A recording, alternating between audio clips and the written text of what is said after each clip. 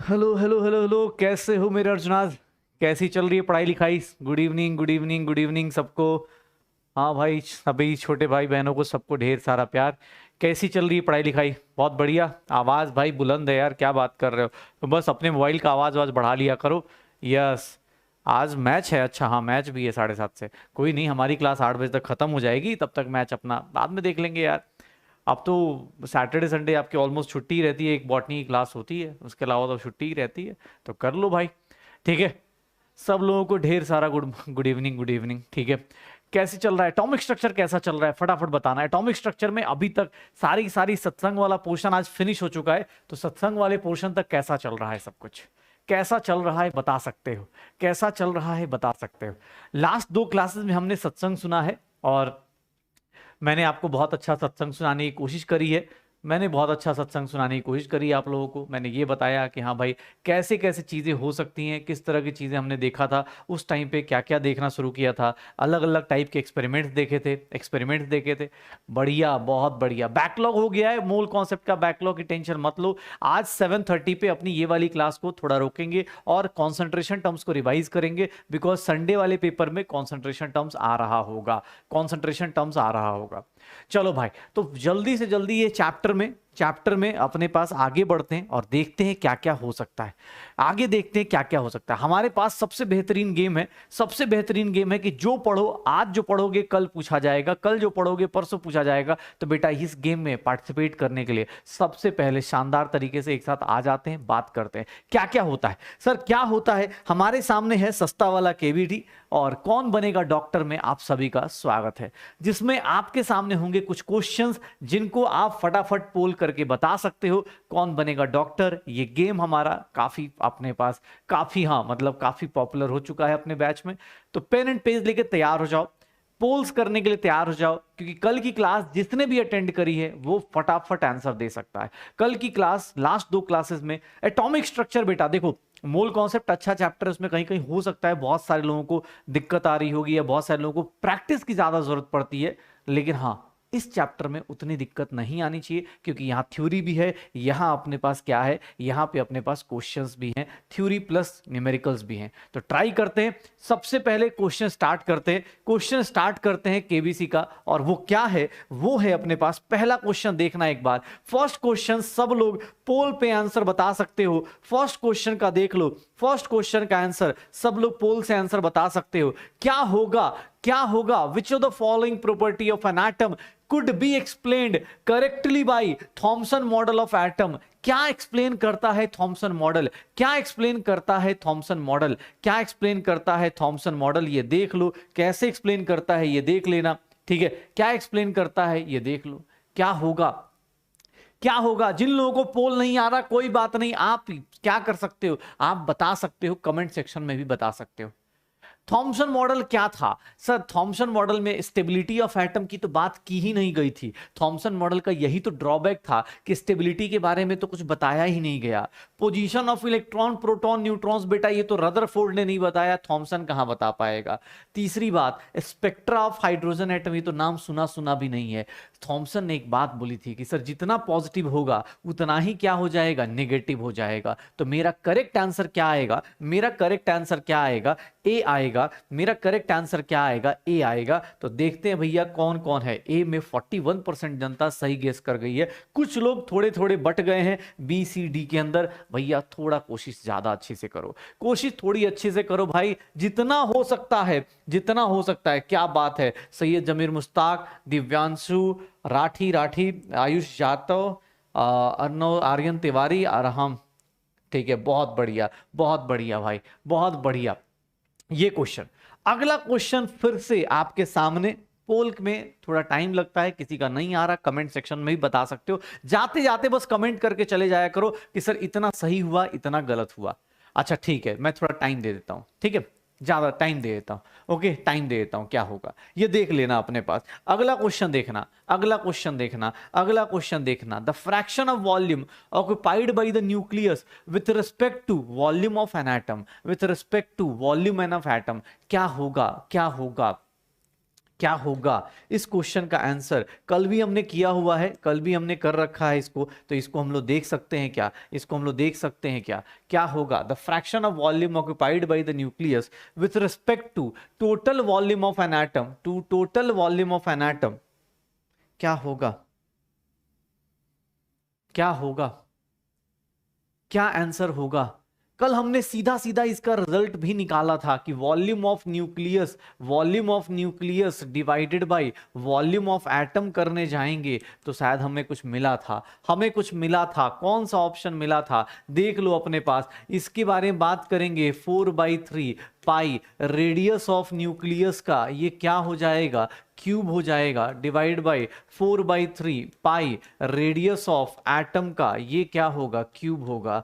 4/3 pi cancel out, radius of nucleus 10 की power -15 का cube, ये 10 की पावर -10 का क्यूब। बेटा कल ही किया है हम लोगों ने ये सब कुछ, जो क्लास अटेंड करेगा बेटा उसको अब दिक्कत नहीं आएगी। अब जो भैया घूमने फिरने आ रहा है बैच में उसके लिए तो बेटा अब तो ठीक है ना, फिर तो वो डॉक्टर के यहाँ ही घूमता फिरता पहुंचेगा। जिन लोगों के पास होगा सारा का सारा 10 की पावर क्या हो जाएगा। कोई बोल रहा ऑप्शन गलत है, बेटा ऑप्शन गलत नहीं है, क्वेश्चन में बस उल्टा किया गया है। कल जो डिराइव किया गया था वो एटम अपॉन न्यूक्लियस डिराइव किया गया था बेटा। क्वेश्चन देखो सही से, क्वेश्चन जरूरी नहीं जो तुम पढ़ोगे वही करेगा, वही क्वेश्चन आएगा। कल हमने पढ़ा था एटम अपॉन न्यूक्लियस, इस रेशियो को उल्टा किया हुआ था, इसीलिए हमारा रेशियो कल जो आंसर आ रहा था वो प्लस में आ रहा था। आज क्या होगा भाई साहब, कैसे कैसे लोग आते हैं यार। बेटा दिमाग होता है जो कहीं कहीं किस लोगों में ऊपर पाया जाता है, कुछ लोगों के घुटनों के पास पाया जाता है, जिसमें ये मिल जाता है। कल हमने जब डिराइव किया था तो इसको डिराइव किया था, ये डिराइव किया था, ये डिराइव किया गया था, ठीक है ना। ये अपने पास कल कल का अब अपोजिट करेंगे तो प्लस का माइनस हो जाता है।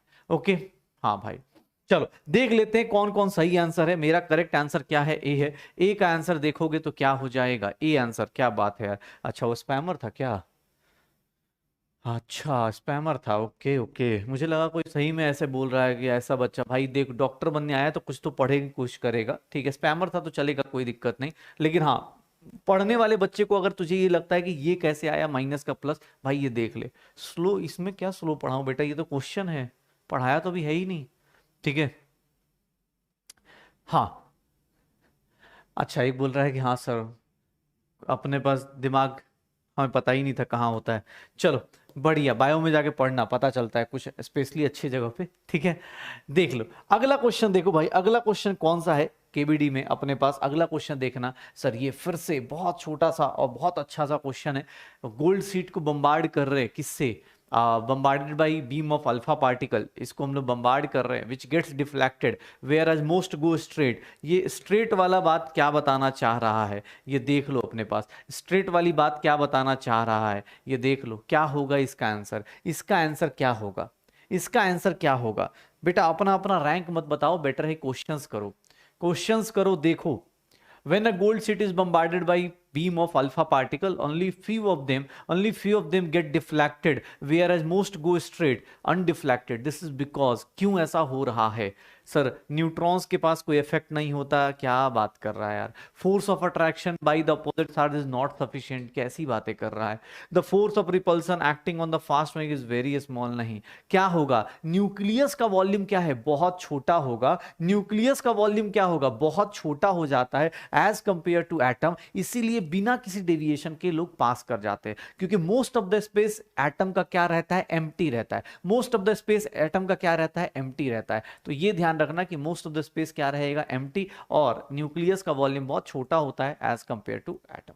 ओके ये ध्यान रखो, हो जाएगा बहुत बढ़िया। तो चलो भाई B is the correct answer, B is the correct answer. देखते हैं कौन कौन देख रहा है, कितने, अरे वाह बी 48% बन जनता। जो पढ़ाई कर रही है और जो दिमाग साथ साथ में यूज कर रहा है, जो पढ़ाई कर रहा है और दिमाग साथ साथ में यूज कर रहा है, वो भाई देख लो इसके पास सिलेक्शन का रेशियो ऐसे ही हो जाता है।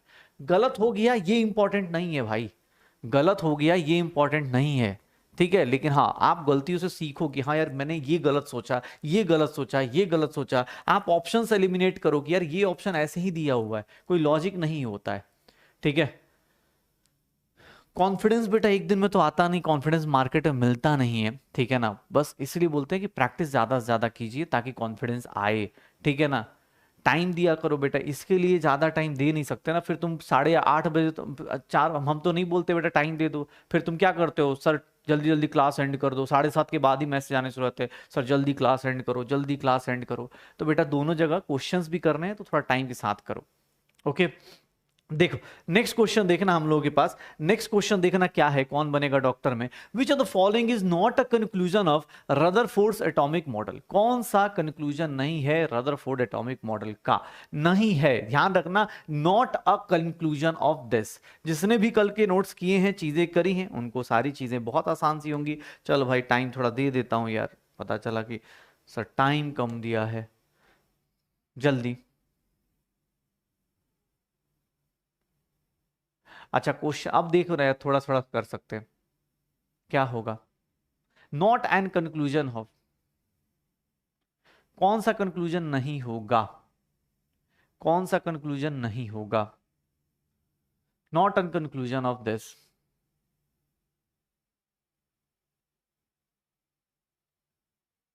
क्या नहीं था कंक्लूजन में,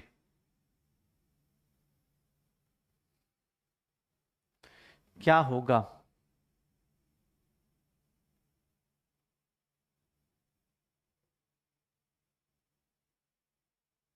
हाँ बहुत बढ़िया,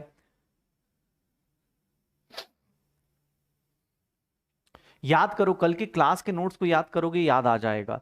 कौन सा कंक्लूजन नहीं था रदरफोर्ड के मॉडल का, तो भाई मोस्ट ऑफ द स्पेस क्या था, एम्प्टी था, ये तो बोला ही था उसने, मोस्ट ऑफ द स्पेस क्या बोला था, एम्प्टी था। उसके बाद ये भी बोला था कि इलेक्ट्रॉन क्या करते हैं, रिवॉल्व करते हैं, इलेक्ट्रॉन क्या करते हैं, रिवॉल्व करते हैं। नोट्स देखो भाई, नोट्स कल के नोट्स देखोगे तो इलेक्ट्रॉन क्या करते हैं, रिवॉल्व करते हैं। साइज ऑफ न्यूक्लियस क्या होता है, बहुत छोटा हो जाता है, size of nucleus is very small, size of nucleus क्या होता है, वेरी स्मॉल।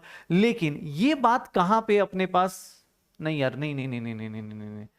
हाँ हाँ हाँ हाँ हाँ, ऑलमोस्ट ऑल द मास, हाँ न्यूक्लियस में, अच्छा मैं एटम में सोच रहा था, चलो नहीं, हाँ ये न्यूक्लियस, इसमें न्यूक्लियस में होगा तो ये बात भी थी, ये बात भी होगी, ये बात डेफिनेट ऑर्बिट्स, यहाँ कह तो रहा हूँ कुछ तो होगा, डेफिनेट ऑर्बिट्स। डी वाला ऑप्शन जो है यहाँ पे गड़बड़ है, ध्यान से देखना, डी वाला ऑप्शन जो होता है डेफिनेट ऑर्बिट्स, भाई फिक्स, उसने कुछ ऐसा नहीं बोला, वो तो रदरफोर्ड जाके रदरफोर्ड फेल होगा ना, वो क्या बोल रहा है कि इलेक्ट्रॉन ऐसे ऐसे घूम रहा है, कहीं भी घूम रहा है, इसके अराउंड बस घूम रहा है, कौन से ऑर्बिट में घूम रहा है, कैसे ऑर्बिट में घूम रहा है, किस टाइप का इलेक्ट्रॉनिक अरेंजमेंट होगा, ये कुछ भी नहीं बताया था उन्होंने, ये कुछ भी नहीं बताया था। सुनने ध्यान से, कुछ लोगों को हो रहा होगा तो सुनना, ये बात तुम कल कंक्लूजन में देखना, ये दिख जाएगा, most of the space empty, almost all the mass is concentrated in nucleus, ये लाइन भी दिख जाएगी, सारा का सारा मास कहाँ है, न्यूक्लियस में। और तीसरा, मैंने एक्चुअली एटम पढ़ लिया था, मेरे दिमाग में ये चल रहा था एटम है, size of nucleus is very small compared to size of atom, ये भी बात उसने ही बोली थी। लेकिन ये वाली बात ना अपने पास, ये वाली बात, अच्छा हाँ भाई ठीक है ना, मेरे, अरे मैं थोड़ा पहले पढ़ गया, मुझे लगा यहाँ पे कुछ और लिखा हुआ है, न्यूक्लियस के बदले में कुछ और पढ़ गया था। ठीक है, तो इसका आंसर क्या आएगा, हाँ गलतियां होती हैं भाई, किसी से भी क्वेश्चन पढ़ने में, तेरे सामने है, कुछ चीजें होती हैं। ठीक है, तो भाई देख ले, इसका आंसर क्या आएगा, डी आएगा, इसका आंसर क्या आएगा, डी आएगा, इसका आंसर क्या आएगा, डी आएगा। तो बहुत बढ़िया, क्या हो रहा है, अरे वाह, डी में भी 34% जनता है, बहुत बढ़िया। बी और डी में देखो, बी और डी में बहुत सारे लोग कंफ्यूज हुए थे, D is the correct answer, D is the correct answer. हाँ ठीक है ना, कोई बात, ये वाली लाइन कल देखोगे मिल जाएगी आपको, ये वाली लाइन नहीं मिलेगी अपने को।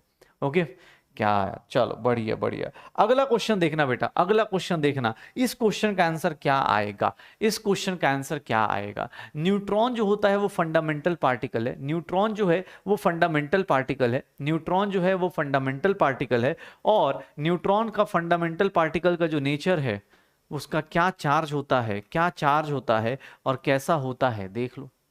Neutron is a fundamental particle, neutron is a fundamental particle, क्या होगा,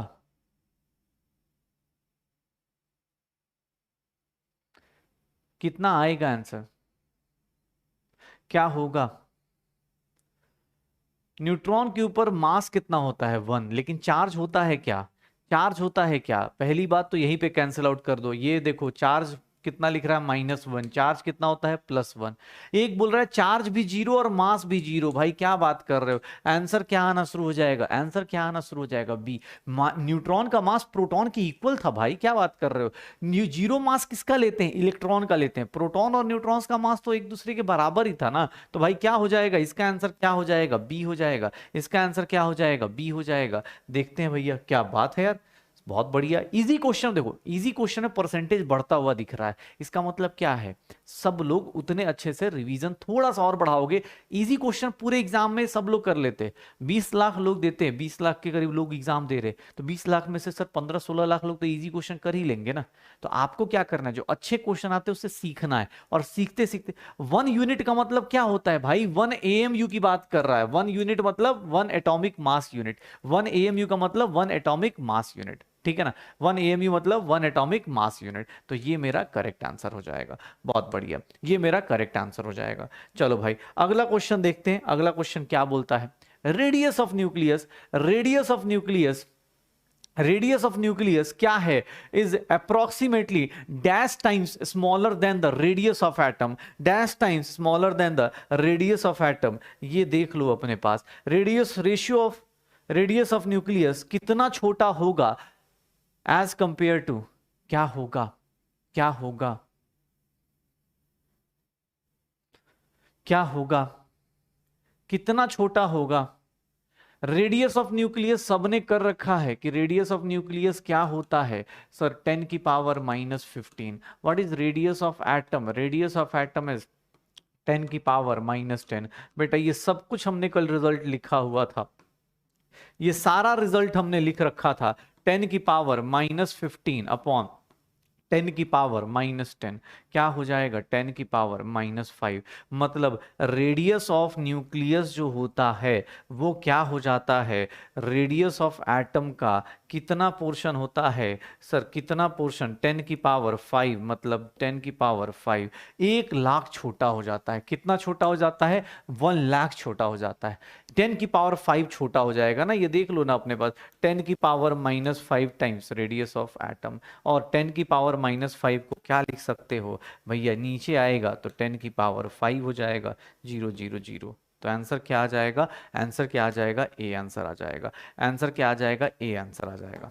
बहुत बढ़िया, देख लो, वाह क्या बात है यार, मतलब पढ़ाई सही चल रही है, पढ़ाई सही चल रही है, पढ़ाई सही चल रही है। तो बस भैया देख लो, अरे सर यही सब छोटे छोटे क्वेश्चंस हैं। बैकलॉग कैसे खत्म करे बेटा, बैकलॉग के लिए सैटरडे संडे मिलता है, उसी टाइम पे खत्म करने का ऑप्शन है, खत्म करने का ऑप्शन वही है, बैकलॉग उसी टाइम खत्म हो सकता है। ओके हाँ अच्छा, चलो कोई बात नहीं। अगला क्वेश्चन देखना बेटा, अगला क्वेश्चन क्या बोला जा रहा है। कल हमने ये फॉर्मूला भी पढ़ा था कि रेडियस ऑफ न्यूक्लियस हम लोग निकाल सकते हैं, रेडियस ऑफ न्यूक्लियस हम लोग निकाल सकते हैं, where are not is Fermi का मतलब क्या होता है, फर्मी शायद सबने पढ़ लिया है, 10 की पावर -15 मीटर। आर नॉट का फॉर्मूला कल ही मैंने लिखवा दिया था। अब बताओगे, अब बताओ इस क्वेश्चन का आंसर क्या होगा। अगर इस क्वेश्चन का आंसर बोला जाए, 60 सेकंड काफी है इस क्वेश्चन में, क्योंकि ज्यादा कुछ है नहीं इस क्वेश्चन के अंदर। फॉर्मूला भी साथ में दिया हुआ है, पूछा जा रहा है कि रेडियस ऑफ न्यूक्लियस हो जाए, रेडियस ऑफ न्यूक्लियस हो जाए, क्या होगा, क्या होगा, रेडियस ऑफ न्यूक्लियस कितना आएगा। बेरिलियम का याद करो, हमने फल फॉर्मूला लिखा था आर नॉट ए की पावर 1/3, आर नॉट की वैल्यू कितनी है 1.3, 10 की पावर -15। क्या हो जाएगा, अगर इसके बारे में बात करूं तो ये कितना हो जाएगा, ए की वैल्यू कितनी है 8, और 8 की पावर कितनी हो जाएगी 1/3, कितना हो जाएगा 1.3 इंटू 10 की पावर -15 इंटू 2, ये मीटर हो जाएगा 2.6 इंटू 10 की पावर -15 मीटर। कोई ऑप्शन मैच ही नहीं कर रहा, जब कोई ऑप्शन मैच नहीं करेगा, अच्छा सॉरी सॉरी सॉरी, वॉल्यूम निकालना है, ओहो हो, अरे सॉरी, रेडियस आ गया। वॉल्यूम क्या होगा 4/3 पाई आर क्यूब, आर का क्यूब 10 की पावर -15 का क्यूब कितना हो जाएगा 4/3, पाई की वैल्यू 3.14, 2.6 का होल क्यूब इंटू 10 की पावर माइनस क्या आ जाएगा 45, कितना आ जाएगा 45। भाई देख ले 45 के आसपास का आंसर कौन सा दिख रहा है तुम्हें, 45 के आसपास का आंसर कौन सा दिख रहा है। 4/3 1.33 24, मतलब 4 हो जाएगा, 4 इंटू 4 इंटू 2.6 का क्यूब 9, 10 हो जाएगा। ये 2 का क्यूब हाँ तो 10 हो जाएगा। 10 इंटू 4, 40।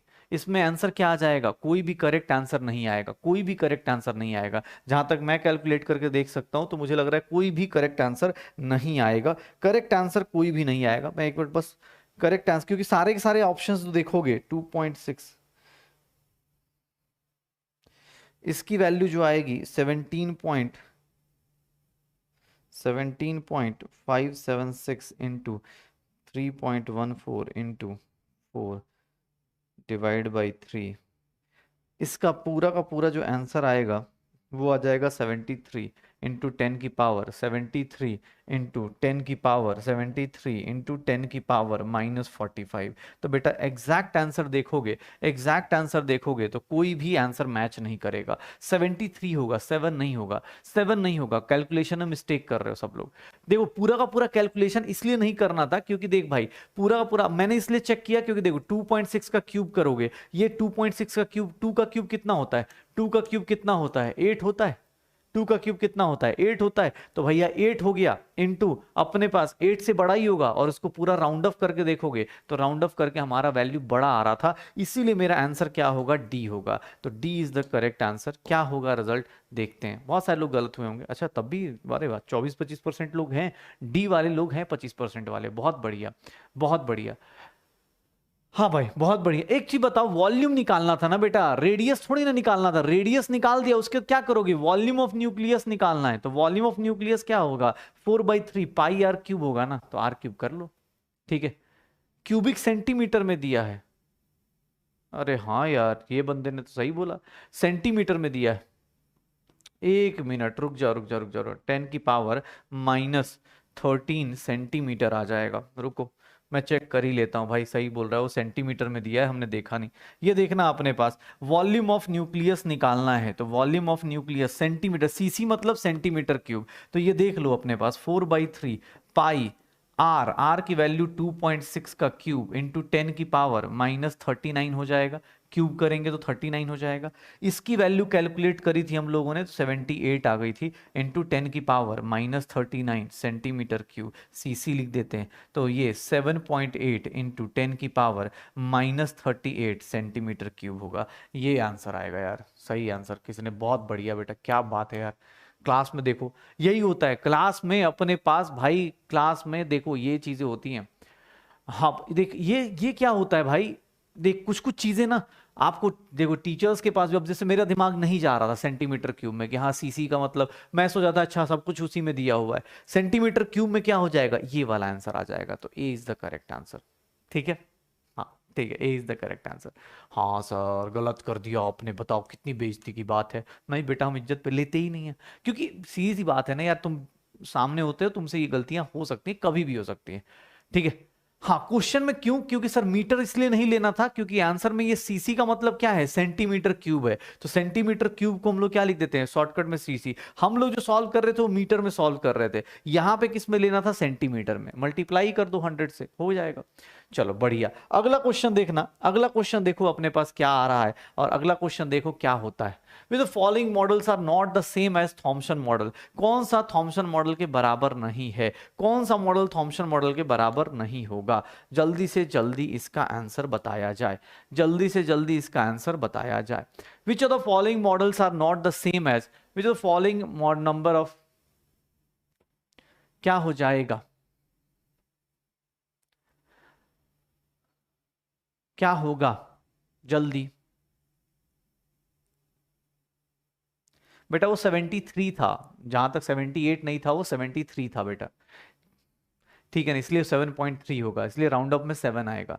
क्या होगा इसका आंसर? सीधा सीधा सर कौन सा मॉडल रदरफोर्ड के मॉडल के इक्वल नहीं होगा? D is the correct option. Nuclear model जो होगा वो रदरफोर्ड के मॉडल के इक्वल नहीं हो रहा होगा। न्यूक्लियर मॉडल जो होगा वो रदरफोर्ड मॉडल के इक्वल नहीं होता है। Watermelon, plum pudding, resin pudding, ये सारे के सारे कौन से मॉडल होते हैं? ये सारे के सारे कौन से मॉडल होते हैं? थॉमसन मॉडल के भाई होते हैं। लेकिन हाँ अगर इसकी बात करें तो लास्ट वन डी अरे वाह, 70% जनता अभी भी सही चल रही है, 70% जनता अभी भी सही चल रही है। रेजिन मतलब कुछ नहीं भाई, किशमिश खाई है बचपन में, वही है किशमिश, और जो काजू किशमिश में जो आते हैं वो वाली चीज़ों को रेजिन समझ लो, और कुछ नहीं। ठीक है, प्लम भी एक फूड होता है, मतलब फूड कह रहा हूँ, एक फल होता है, उसको हम लोग बोलते हैं। ओके, तो प्लम पुडिंग हो गया, रेजिन पुडिंग हो गया, सारा का सारा खीर बना रहे हैं, खीर बनाने वाले सारे के सारे क्या होते हैं, थॉमसन मॉडल होते हैं। खीर बनाने वाले सारे के सारे मॉडल जो होते हैं वो कौन से होते हैं, थॉमसन मॉडल बोलते हैं। बस अब एक लास्ट क्वेश्चन, लास्ट क्वेश्चन क्या कहता है, इसका आंसर ये होगा। लास्ट क्वेश्चन देखते हैं, फिर हम लोग अपने टॉपिक पे चलेंगे। लास्ट क्वेश्चन देख लो, क्वेश्चन नंबर जो भी आ रहा हो, क्वेश्चन नंबर जो भी आए, ये देख लो। रदरफोर्ड का एक्सपेरिमेंट क्या एस्टेब्लिश करने की कोशिश कर रहा था, रदरफोर्ड का एक्सपेरिमेंट क्या एस्टेब्लिश करने की कोशिश कर रहा था, रदरफोर्ड का एक्सपेरिमेंट किसके ऊपर काम करने की कोशिश कर रहा था, किस रेडिएशन के ऊपर वर्क कर रहा था, बता सकते हो? अल्फा रे, बीटा रे, गामा रे, कौन सा होगा? अल्फा रे, बीटा रे, gamma ray, helium atom, helium का न्यूक्लियस, ये सारी बातें कहां से आएंगी, बता सकते हो? कैसा होगा, क्या होगा बेटा? जल्दी जल्दी, जिन लोगों को पोल नहीं आ रहा बस वहां कमेंट सेक्शन में आंसर दो, चैट में। बाकी चैट अब बंद कर लो, कोई दिक्कत नहीं, चैट अब बंद कर लो, कोई दिक्कत नहीं। क्या होगा, क्या होगा इसका आंसर? सर क्या हो जाएगा? हीलियम का क्या ले रहे होंगे हम लोग, हीलियम का क्या ले लेंगे? हीलियम का एटम होता है, अल्फा और बीटा तो नहीं होता, गामा भी नहीं होता, क्या होता है? हीलियम का एटम होता है या हीलियम का न्यूक्लियस होता है? हीलियम का क्या हो जाएगा? न्यूक्लियस हो जाएगा। हीलियम का क्या हो जाएगा? न्यूक्लियस हो जाएगा। तो मेरा करेक्ट आंसर जो होगा, मेरा करेक्ट आंसर जो होगा वो क्या होगा? डी हो जाएगा। करेक्ट आंसर जो होगा वो क्या हो जाएगा? डी हो जाएगा। करेक्ट आंसर जो होगा वो क्या हो जाएगा? डी हो जाएगा। देख लो करेक्ट आंसर, क्या बात है, चलो बढ़िया। अब सर करेक्ट आंसर क्या होगा? डी होगा, हीलियम का न्यूक्लियस होता है। तो ये छोटी छोटी चीजें थी। देख लो कितने क्वेश्चन हो गए यार, आज केवीडी में ज्यादा क्वेश्चन हो गए। 1 2 3 4 5 6 7 8 9 क्वेश्चंस लेके आया था। अरे वाह, धीरे धीरे अब चैप्टर बढ़ रहा है तो 9 क्वेश्चंस आ गए हम लोगों के पास। अब रदरफोर्ड का मॉडल हमने कल पढ़ लिया था, रदरफोर्ड के मॉडल में कुछ चीजें हमने करी थी। उसके बाद अरे जितना भी था एटम का मॉडल, एटम नहीं लेते थे बेटा, हीलियम का न्यूक्लियस होता था। अल्फा रेज जब भी यूज करते थे, अल्फा रेज क्या होता था भाई? अल्फा रेज, वही बात है ना बेटा, आप रिवीजन नहीं करोगे तो आपको ये छोटी छोटी चीजें परेशान करती रहेंगी। हीलियम का एटम नहीं लेते, हीलियम का न्यूक्लियस लेते हैं। तो ये कौन बनेगा डॉक्टर में? जितने भी क्वेश्चन आपके सही हुए गलत हुए उन सबका ध्यान रखिए, आगे से गलतियां ना कीजिए, ये ध्यान रखिए। आई नो कि बहुत सारे लोगों को बहुत सारी चीजें करनी है, स्कूल भी जाना है, ये करना है, वो करना है, लेकिन हाँ बेटा जो आप पढ़ रहे हो, सोचो ना आपके लिए कितना आसान कर दिया गया। कल जो पढ़ा है वही आज पूछा जा रहा है। तो डेली का डेली एक टाइप से रिवीजन भी हो रहा है आपका through questions, revision through questions भी हो रहा है। इसी का हमने नाम रख रखा है कौन बनेगा डॉक्टर। ठीक है ना? तो ट्राई करो, गलतियां हुई सीखो उनसे, इसमें वो करना ही नहीं है कि अरे सर गलत हो गया मैं तो क्या, अरे गलत हुआ, अभी गलत हो रहा है भाई, क्योंकि अभी तूने पढ़ना शुरू किया है। ठीक है ना? अब देखो, कल हमने स्टार्ट किया था हम लोगों ने रदरफोर्ड का मॉडल, और रदरफोर्ड के मॉडल में क्या देखा था कि ये मेरा गोल्ड फॉयल है, अगर मेरा ये गोल्ड फॉयल है, अगर ये मेरा एटम है, ये मेरा गोल्ड फॉयल है, अगर गोल्ड फॉयल में बात करें, अगर ये एक एटम को रिप्रेजेंट करता है तो ये क्या होगा? न्यूक्लियस। एक बात बताओ, न्यूक्लियस क्या होता है? न्यूक्लियस क्या होगा? Positive charge. ये क्या होगा? ये पॉजिटिव चार्ज, और इसी को हम लोग क्या बोल देंगे? न्यूक्लियस। बेटा ध्यान से सुनना, क्योंकि यहां पे अब डेरिवेशन नहीं करा रहा हूं तुमसे, ध्यान सुनना क्या बताना चाह रहा हूं। न्यूक्लियस, अगर अल्फा रेज आई, अल्फा रेज क्या होती हैं? पॉजिटिवली चार्ज होती हैं। अगर ये आएगा, अगर ये सामने सामने आ गया, अगर ये सामने सामने आ गया तो भैया पॉजिटिव और पॉजिटिव आपस में क्या करेंगे? रिपल्सन करेंगे। पॉजिटिव और पॉजिटिव आपस में क्या करेंगे? रिपल्सन करेंगे। ध्यान से देखना, पॉजिटिव और पॉजिटिव आपस में क्या करेंगे? रिपल्सन करेंगे। तुमने दो कंडीशंस पढ़ रखी हैं, अल्फा रेज की दो कंडीशंस पढ़ रखी हैं। एक कंडीशन पढ़ रखी है कि सर स्कैटर हो जाता है, स्कैटरिंग हो जाती है, ये कहां चला जाता है? तो सर ये जो एंगल होगा, ये कितने एंगल पे स्कैटर होगा? ध्यान से देखना बेटा, डेरिवेशन नहीं करा रहा हूं, ध्यान से देखना अपने पास। ठीक है, डेरिवेशंस नहीं करा रहा हूं, ध्यान से देखना। तुमसे क्वेश्चन क्या पूछा जाएगा केमिस्ट्री में वो देख लो। मैंने बोला कुछ याद है, कल हमने ऑब्जर्वेशंस किया था, हमने क्या किया था ऑब्जर्वेशन में कि सर हमारे पास 3 टाइप की चीजें आती हैं। एक होती है कि थोड़े से एंगल से डिस्टर्ब चले जाए, एक होती है कि सर थोड़ा एंगल सीधा सीधा पास हो जाए, और एक होती है कि पूरा का पूरा क्या हो जाए? बाउंस बैक कर जाए। तो ध्यान से देखना, ये कितने एंगल से डेविएट होगा, कितने रेडिएशंस, कितने number of alpha particles deviate करते हैं, ये किस पे डिपेंड करेगा? किस पे डिपेंड करेगा? एंगल थीटा पे। क्या थीटा पे? कैसे डिपेंड करेगा? यहां पे 2 चीजें, एक इसको बोलते हैं बेटा, ये देख ले, एक होता है कि पॉजिटिव पॉजिटिव के पास गया तो कितने से रिपल्सन होके आएगा, इसको बोलते हैं हम लोग, एक वर्ड यूज करते हैं that is known as distance of closest approach. इसको हम बोलते हैं कितना पास पॉजिटिव और पॉजिटिव कितना पास जा सकता है, पॉजिटिव और positive, distance of closest approach. Closest मतलब कि सर कितना, मतलब नियरेस्ट डिस्टेंस या least distance between, least distance मतलब अल्फा पार्टिकल कितना नजदीक जा सकता है न्यूक्लियस के, least distance between alpha particle and nucleus. क्योंकि पॉजिटिव और पॉजिटिव एक दूसरे से नफरत करते हैं, तो नफरत कितने टाइम तक हो सकता है, कितना मिनिमम डिस्टेंस तक जा सकता है अल्फा पार्टिकल, होता है ना, इसके घर में कितने देर तक घुस सकता है, उसको क्या बोलते हैं, डिस्टेंस ऑफ क्लोजेस्ट अप्रोच। और ये देख ले बेटा, चैट सेक्शन बंद कर दे प्लीज अब, क्योंकि अब तेरे लाइफ में डेविएशन आएगा। सुनने क्या होता है, मैंने बोला कल हम लोग अल्फा रेज का एक्सपेरिमेंट कर रहे थे, गोल्ड फॉयल था, न्यूक्लियस था, हमने पढ़ा था कि अल्फा रेज के साथ तीन चीजें होती हैं, अल्फा रेज के साथ तीन चीजें होती है, एक बिना डेविएशन के पास कर जाता है, दूसरा क्या हो जाता है सर, थोड़ा सा एंगल से टिल्ट करके स्कैटर कर जाता है, और तीसरा क्या हो रहा होता है कि भाई यहां से गए और बाउंस बैक हो गए, पीछे की तरफ आ गए, यहां से गए और पीछे की तरफ से आ गए। तो ये तीन चीजें थी, ये तीन चीजें होती थी, यही तीन ऑब्जर्वेशन थी। अब यहां पे दो क्वेश्चन बनते, ये सीधा सीधा पास कर गया, इसका मतलब एटम का बाकी स्पेस क्या होता है, एम्प्टी। लेकिन सर जो ये एंगल से स्कैटर हुआ, इसके लिए बोला जाता है कितने पार्टिकल्स स्कैटर होते हैं, ध्यान से देखना कितने पार्टिकल्स स्कैटर होते हैं। दूसरा ये डिस्टेंस ऑफ क्लोजेस्ट अप्रोच, मतलब भाई पॉजिटिव है, तुम जा रहे हो, पॉजिटिव पॉजिटिव रिपल्सन करेगा तो कितना मैक्सिमम कितना उसके घर तक घुस सकते हो, उसी को नाम दे देते हैं डिस्टेंस ऑफ क्लोजेस्ट अप्रोच। तुम्हें भाई कुछ नहीं करना, तुम्हें एक सिंपल सा, ये तुम्हारे अपने पास एनसीईआरटी में है भी नहीं, और केमिस्ट्री ज्यादा ये फिजिक्स का क्वेश्चन बनता है, लेकिन हाँ पता होना चाहिए, क्योंकि बहुत सारे लोग कुछ कुछ किताबें पढ़ लेते हैं, कुछ किताबें पढ़ लेते हैं, तो वहां पे क्या हो जाता है, वहां ये सब चीजें दी होती हैं। ऐसे एनसीईआरटी में इन सब पे नहीं होता, लेकिन हाँ कुछ लोग कुछ इधर उधर की बुक्स पढ़ते हैं, तो वहां पे दो रिजल्ट बताए जाते हैं, और वो दो रिजल्ट नोट करके आपको ध्यान रखना है कि नोट में क्या रखना है, कितने पार्टिकल स्कैटर होते हैं, नंबर ऑफ पार्टिकल्स कितने स्कैटर होंगे, ये कितने पार्टिकल्स स्कैटर होंगे, नंबर ऑफ पार्टिकल्स कितने स्कैटर होते हैं, ये हम लोग देखें, नंबर ऑफ पार्टिकल्स कितने स्कैटर होते हैं, तो वो किस पे डिपेंड करता है, ध्यान से देख लेना इसको, नंबर ऑफ पार्टिकल्स कितने स्कैटर होते हैं तो वो किस पे डिपेंड करता है, जेड क्या है, एटॉमिक नंबर, जेड के स्क्वायर पे डिवाइड बाई साइन का पावर 4 थीटा बाई 2। एक बात बताना, साइन की पावर थीटा बाई 2, एक बात बताना, ये आया न्यूक्लियस था, पॉजिटिव था, ये अल्फा रेज आया, तो भाई ये एंगल से डेविएट करेगा, अब इधर से आएगा ये भी डेविएट करेगा, इधर से आएगा ये भी डेविएट करेगा, इधर से आएगा ये भी डेविएट करेगा, ऐसे करके बहुत सारे पार्टिकल्स डेविएट करेंगे। तो ये किस पे डिपेंड करेगा, तो नंबर ऑफ पार्टिकल्स जो डिपेंड करते हैं वो किस पे डिपेंड करते हैं, वो एटॉमिक नंबर के स्क्वायर पे डिवाइड बाई साइन की पावर 4 थीटा बाई 2। अब थीटा बाई 2 तो पता होना चाहिए, फिजिक्स इतनी पढ़ ली है तुम लोगों ने, थीटा बाई 2 तो पता होना चाहिए। थीटा क्या है, एंगल, जिससे वो एंगल से डेविएट करता है। और last one, distance of closest approach जो होता है वो किसके डायरेक्टली प्रोपोर्शनल होता है, एटॉमिक नंबर के डायरेक्टली प्रोपोर्शनल, और इनवर्सली प्रोपोर्शनल टू क्या हो जाता है, mass. Directly proportional to atomic number, inversely proportional to mass. आपसे क्वेश्चन में डेरिवेशन कोई नहीं पूछेगा, बस ये ध्यान जरूर रखना, आपसे ये जरूर पूछा जाएगा, आपसे ये जरूर पूछा जाएगा कि सर देखो अभी दिखाता हूं अगला क्वेश्चन कैसा होगा।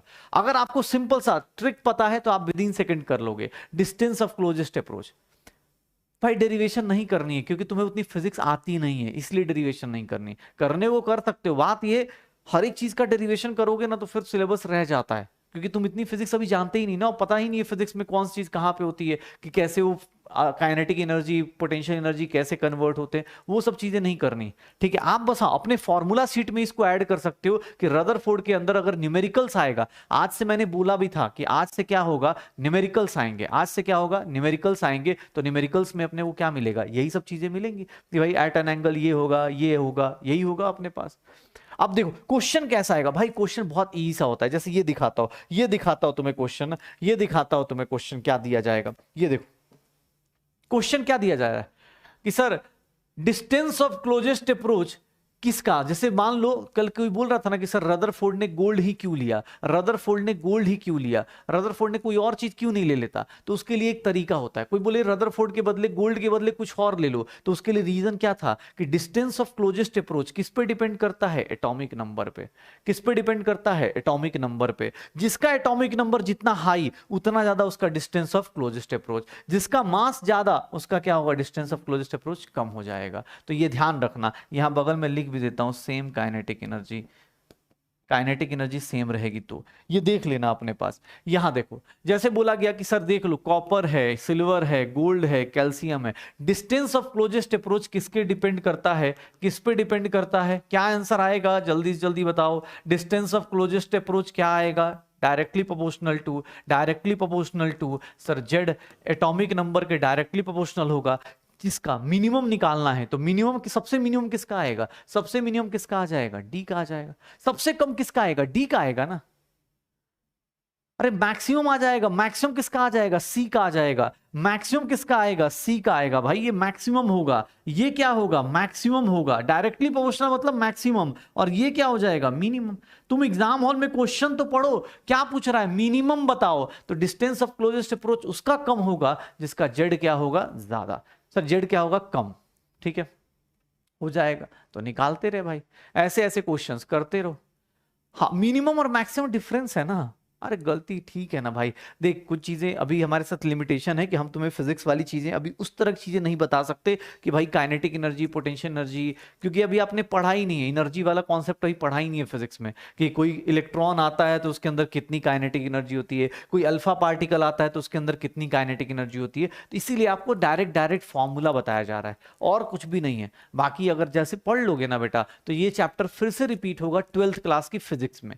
ये चैप्टर एग्जैक्टली 12th क्लास की फिजिक्स में रिपीट होता है और यहां का बदला वहां ले लिया जाता है। जैसे जितना भी तड़प आ रही होगी कि सर कैसे आया, सर ये है वो है, वो सारा कुछ बदला ले लिया जाता है फिजिक्स की डेरिवेशन में। अभी फिजिक्स में स्टार्ट हुआ होगा, अभी मजा आ रहा होगा, वैसे ही वहां पे भी आएगा।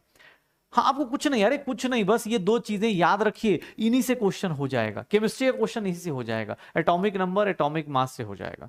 ठीक है, बाकी डेरिवेशन आप करते रहो, कोई दिक्कत नहीं। डेरिवेशन आपको लगता है डेरिवेशन आप फिजिक्स में मिल जाएगी। हाँ जो तड़प है वो खत्म हो जाती है, फिजिक्स पढ़ते पढ़ते खत्म हो जाती है। ठीक है, हाँ अब देखो, अब देखना, अब देखो अपने पास क्या आने वाला है। तो अब मेरे पास देख भाई, मेरा कौन कौन से मॉडल हो गए, ध्यान से देखना। देख हम मैं फिर से रिवाइज करा देता हूं जो अपने पास हमने पढ़ा है।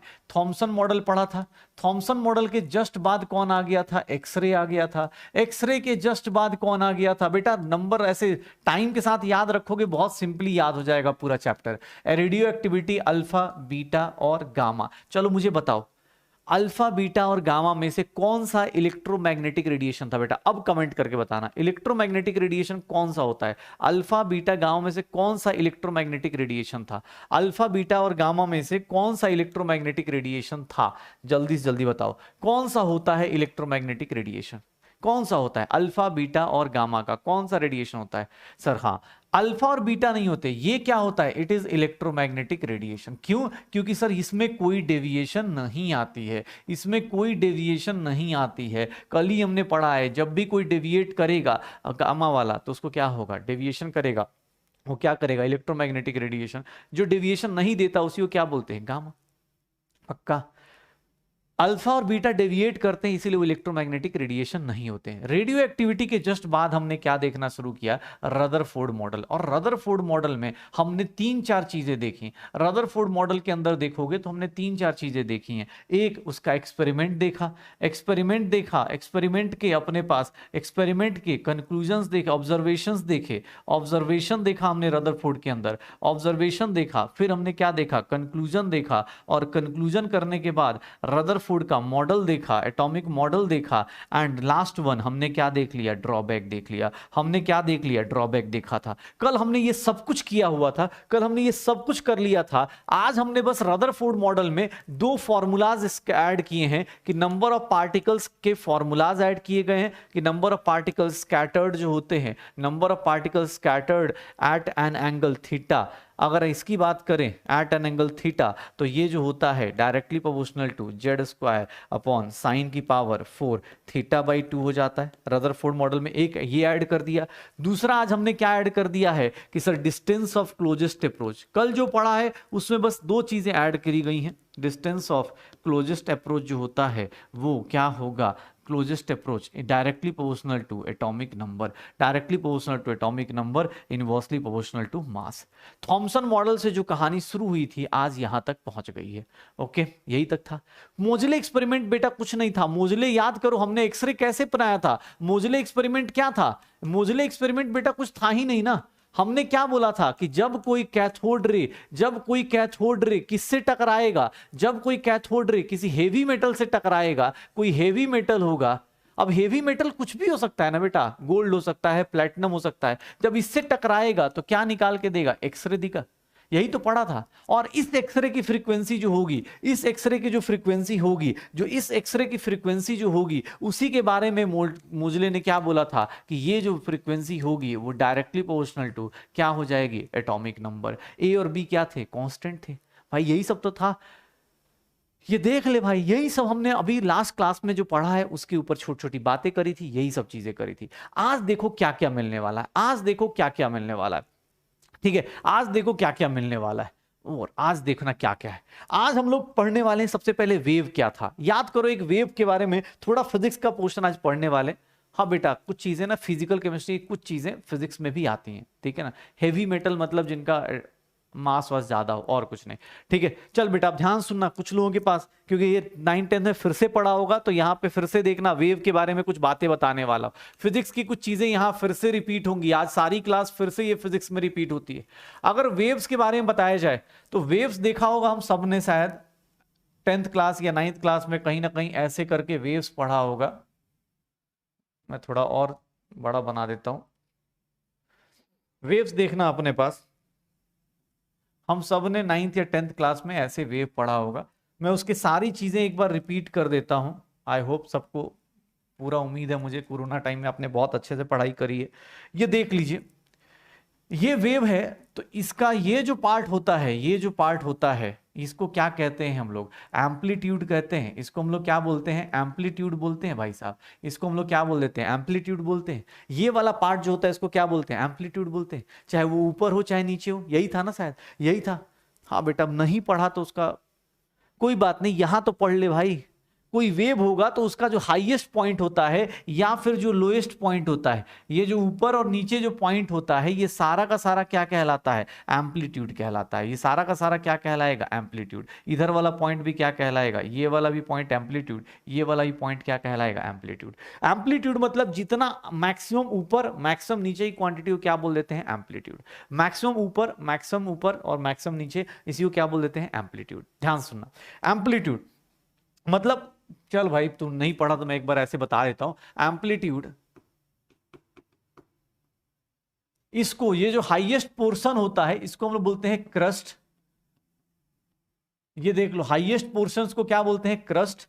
ये जो लोएस्ट पोर्शंस होते हैं इनको हम लोग क्या बोलते हैं, ट्रफ बोल देते हैं। इनको हम लोग क्या बोल देते हैं, ट्रफ बोल देते हैं। जो लोएस्ट पोर्शन होता है उसको हम लोग क्या बोल देते हैं, ट्रफ बोल देते हैं। तो एम्पलीट्यूड कुछ नहीं, मैक्सिमम हाइट ऑफ वेव, या फिर इसको बोल देते हैं कि भाई हाइट ऑफ क्रस्ट और ट्रफ, हाइट ऑफ क्रस्ट और ट्रफ। भाई अब पूरा डेफिनेशन नहीं लिखेंगे क्योंकि अब ये डेफिनेशन तुमसे नहीं पूछा जाएगा, ये सिंपल चीजें पूछ जाएंगी। क्रस्ट क्या है, ट्रफ क्या है, ये सब चीजें होंगी। ठीक है, ट्रफ ये हो जाता है। ठीक है, ये देख लो अपने पास, एम्पलीट्यूड क्या है, मैक्सिमम हाइट किसके बीच की, भाई यहां से लेकर यहां तक, यहां से लेकर यहां तक, यहां से लेकर यहां तक, ये जो सारे के सारे होंगे वो क्या होंगे, एम्पलीट्यूड होंगे। दूसरा डेफिनेशन देखना, एक होता है अपने पास वेवलेंथ, एक होता है वेवलेंथ। बेटा देख ले, साथ साथ लिखता जा, वेवलेंथ इसको क्या बोलते हैं, लैम्डा। इसको प्रोनाउंस कैसे करते हैं, इसको प्रोनाउंस करते हैं हम लोग प्रोनाउंस्ड एज लैम्डा, लैम्डा बोलते हैं इसको, प्रोनाउंस्ड एज लैम्डा। ठीक है, इसको क्या बोलते हैं, ये बताता है डिस्टेंस बिटवीन, लैम्डा क्या बताता है, डिस्टेंस बिटवीन टू कंसेक्यूटिव क्रेस्ट्स और ट्रफ।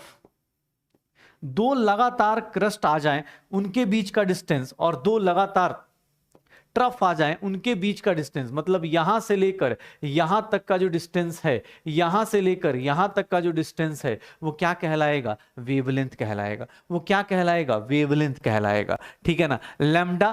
ठीक है ना, हाँ लैम्डा अपने पास, ये ध्यान सुन लेना भाई, दो चीजें बहुत, अब तुमने बोला फिजिक्स में नहीं पढ़ा है या पता नहीं डिलीट हो गया है, अब झूठ या सच जो भी है मैं पढ़ा देता हूं। ठीक है ना भाई, ये वेव होती है, इसको ऐसे ऐसे जो चल रहा होता है ना उसको वेव बोलते हैं भाई। अब इतना ये तो पता ही होगा, समंदर का वेव कुछ ऐसा वेव होता है, उसको वेव बोलते हैं। ठीक है, हाँ वेव होता है। ठीक है, ये वेव ऐसे ऐसे चल रहा होता है, इसको बोलते हैं वेवलेंथ। इसके बीच का डिस्टेंस को क्या बोलते हैं? वेवलेंथ। इन दोनों के बीच का डिस्टेंस जो लगातार ऐसे वाले होंगे, इसको हम लोग क्या बोल देते हैं? ट्रफ, ये लैम्डा बोल देते हैं। दो हाईएस्ट के बीच का डिस्टेंस, दो लोएस्ट के बीच का डिस्टेंस हमेशा क्या हो जाएगा? लैम्डा कहलाएगा। क्रेस्ट क्या है? ऊपर का पॉइंट, नीचे का पॉइंट क्या कहलाएगा? यूनिट क्या होगा लैम्डा का? यूनिट क्या होगा? चलो यूनिट बताओ, यूनिट क्या होगा लैम्डा का? सर यूनिट क्या होगा? यूनिट ऑफ लेंथ, मतलब मीटर हो सकता है, सेंटीमीटर हो सकता है, पिकोमीटर हो सकता है, कुछ भी हो सकता है, एंगस्ट्रॉम हो सकता है, कुछ भी हो सकता है, एंगस्ट्रॉम हो सकता है। वेवलेंथ क्या है? डिस्टेंस है, तो डिस्टेंस का यूनिट जो होगा वही अपने पास हो जाएगा, डिस्टेंस का जो यूनिट होगा वही हो जाएगा। पक्का? ओके। हाँ भाई, कुछ लोगों के 9th में था, कुछ लोग सीधा आ गए ना, कुछ लोग तो डायरेक्ट प्रमोट हो गए ना इस साल, मतलब 11th क्लास में, वो इसीलिए मैसेज लिखने के लिए प्रमोट हुए कि भाई साहब हम प्रमोट होंगे ताकि हम जाके पीडब्ल्यू में मैसेज लिख पाए। देखो, कोई भी वेव है, कोई भी वेव है, तो फिर से देख लेना भाई, ये जो मैक्सिमम हाइट है इसी को क्या बोलते हैं हम लोग? एम्पलीट्यूड। ध्यान से देख ले भाई, इसको हम लोग क्या बोल देते हैं? एम्पलीट्यूड। इन दो लोगों के बीच का जो डिस्टेंस है, इन दो लोगों के बीच का जो डिस्टेंस है, इसी को क्या बोल देते हैं? लैम्डा। या फिर इन दो लोगों के बीच का जो डिस्टेंस है, इसको हम लोग क्या बोल देते हैं? लैम्डा। इन दो लोगों के बीच का डिस्टेंस क्या हो जाता है? लैम्डा। ओके। हाँ, कुछ लोग तो भाई 4,500 इसीलिए दिया है क्योंकि वो मैसेज करना उसको। ठीक है, क्या? रिपीट। ठीक है, अरे कोई बात नहीं, सुन ले भाई, जिसने पढ़ रखा है पढ़ रखा है, नहीं पढ़ रखा है कोई बात नहीं, मैं सुना देता हूँ ना। अब सुन तो ले, पता चल चैट सेक्शन में लगा पड़ा है, तो चैट सेक्शन में दिक्कत हो जाएगी ना भाई। चैट सेक्शन देखेगा तो उसमें तो बंदा बोल रहा है कि मेरा बर्थडे प्लीज मुझसे दोस्ती कर लो, ये सब देखेगा तो पढ़ाई तो नहीं हो पाएगी। तू भी सोच रहा है कि यार चल मैं भी कर ही लेता हूँ, अब फिर देख रहा है कि अरे यार ये तो बीत गया, अच्छा रिपीट रिपीट रिपीट। ठीक है भाई, वो काम नहीं करना है। ठीक है ना, उसका कॉन्फिडेंस उन लोगों का ज्यादा है। ठीक है, उनका सोचो कॉन्फिडेंस कितना हाई लेवल पे है, वो अपने हिसाब से चल रहे हैं कि आज मेरा बर्थडे है, मेरा विश कर दो, तुम मुझसे दोस्ती करोगे। सोचो, मतलब महंगा, क्या बोलते हैं, टिंडर का महंगा वर्जन पीडब्ल्यू बन चुका है उनके लिए। ठीक है, एक बोल रहा है कहाँ से हो तुम? ठीक है, जैसे घर पे पहुंच जाएगा भाई। देखो, कहानी सुनना, लैम्डा ये हो जाता है। अब देखो यहाँ पे क्या होता है, ये जो वेव्स होती है ना, ये जो वेव्स होती हैं, ये अपने पास टाइम के साथ कौन कितना, इसके अंदर देखना एक टर्म और आता है, एक टर्म और आता है, कौन सा? थर्ड टर्म क्या आता है? उसको बोलते हैं फ्रीक्वेंसी। फ्रीक्वेंसी क्या होती है? फ्रीक्वेंसी बोली जाती है, या फिर इसी को हम लोग बोल देते हैं साइकिल पर सेकेंड, साइकिल्स पर सेकेंड, या फिर इसी को बोल देते हैं वेव्स पर सेकेंड। कितनी वेव्स, मतलब कितनी बार अपने को वेव ऊपर नीचे कर रही है। फ्रीक्वेंसी को रिप्रेजेंट किया जाता है न्यू, ऐसे करके, इसको रिप्रेजेंट किया जाता है थोड़ा सा न्यू करके। ठीक है, फ्रीक्वेंसी को देख लो अपने पास कैसे रिप्रेजेंट किया जाता है, ये देख लेना। मैंने बोला इसको रिप्रेजेंट किया जाता है न्यू से, प्रोनाउंस किया जाता है इसको प्रोनाउंस्ड एज न्यू। ठीक है, इसको देख लो अपने, फ्रीक्वेंसी किसको क्या बोलता है? Frequency is nothing, it is the number of waves या number of cycles, number of waves, waves या साइकिल भी बोल देते हैं इसी को, number of waves per unit time, per unit time कितना एक टाइम, एक सेकंड में कितना पास कर रहा है, इसी को क्या बोलते हैं? फ्रीक्वेंसी। यूनिट ऑफ फ्रीक्वेंसी क्या होती है? तो इसकी फ्रीक्वेंसी का यूनिट होता है हर्ट्ज, इसकी फ्रीक्वेंसी का यूनिट होता है हर्ट्ज, इसको हम लोग क्या लिखते हैं? एच। अगर कहीं लिखा हुआ है फ्रीक्वेंसी अगर आपकी 50 हर्ट्ज दी हुई है, मतलब 50 हर्ट्ज फ्रीक्वेंसी है, इसका मतलब क्या हो रहा होगा? 50 waves per unit second, 50 waves per unit second आपका पास कर रहा है। एक बार में, एक सेकंड में वो फटाफट 50 बार ऐसे ऐसे ऐसे कर रहा है 50 सेकेंड, मतलब 1 सेकेंड में 50 बार। जैसे हमारे यहाँ लाइट की फ्रीक्वेंसी होती है, लाइट की फ्रीक्वेंसी क्या होती है, ठीक है, लाइट की फ्रीक्वेंसी क्या होती है 50 हर्ट्ज। 50 हर्ट्ज मतलब क्या हो जाएगा, वो धड़ धड़ धड़ धड़ ऐसे ऐसे करके पास कर रहा होगा, तो 50 वेव्स पर सेकेंड। कहीं भी फ्रीक्वेंसी होगा तो ऐसा होगा, कहीं फ्रीक्वेंसी होगा तो ऐसा हो रहा होगा, कहीं फ्रीक्वेंसी होगा तो ऐसा हो रहा होगा।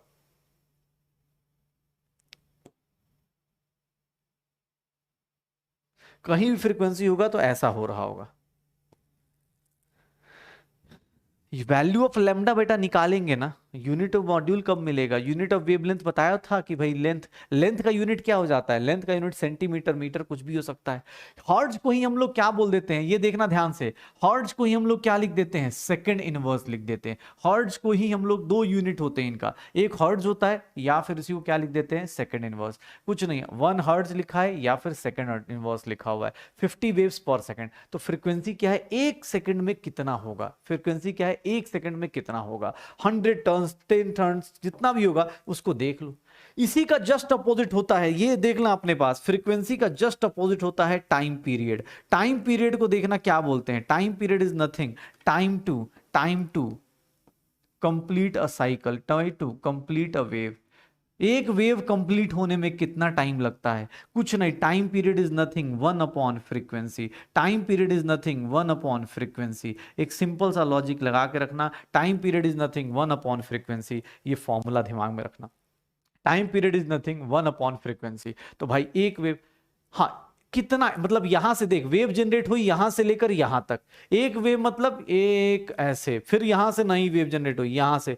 भाई बचपन में कभी पानी वानी मारा होगा ना गलती से, पानी के अंदर पानी मारा हो, पानी के अंदर पत्थर उत्थर मारे होंगे कभी, तो उसमें एक वेव जनरेट होती है, उसमें क्या होता है, एक वेव जनरेट होती है, और उस वेव में क्या होता है भाई, एक वेव जनरेट हुई यहां तक गई, अगली वेव यहां जनरेट हुई, अगली वेव कहां हो गई, यहां हो गई। तो एक वेव को कंप्लीट होने में कितना टाइम लग रहा है, यहां से स्टार्ट हुआ ये वेव, यहां तक आया, तो इसको कंप्लीट होने में कितना टाइम लगता है, उसी को क्या बोलते हैं, टाइम पीरियड, उसी को क्या बोलते हैं, टाइम पीरियड, ठीक है, उसी को क्या बोलते हैं, टाइम पीरियड। तो भाई time period is nothing 1 upon frequency, time period is nothing 1 upon frequency. तो वेव के 4 चीजें पढ़ ली, एम्पलीट्यूड क्या होता है, वेवलेंथ क्या होता है, फ्रीक्वेंसी क्या होती है, और टाइम पीरियड क्या होता है।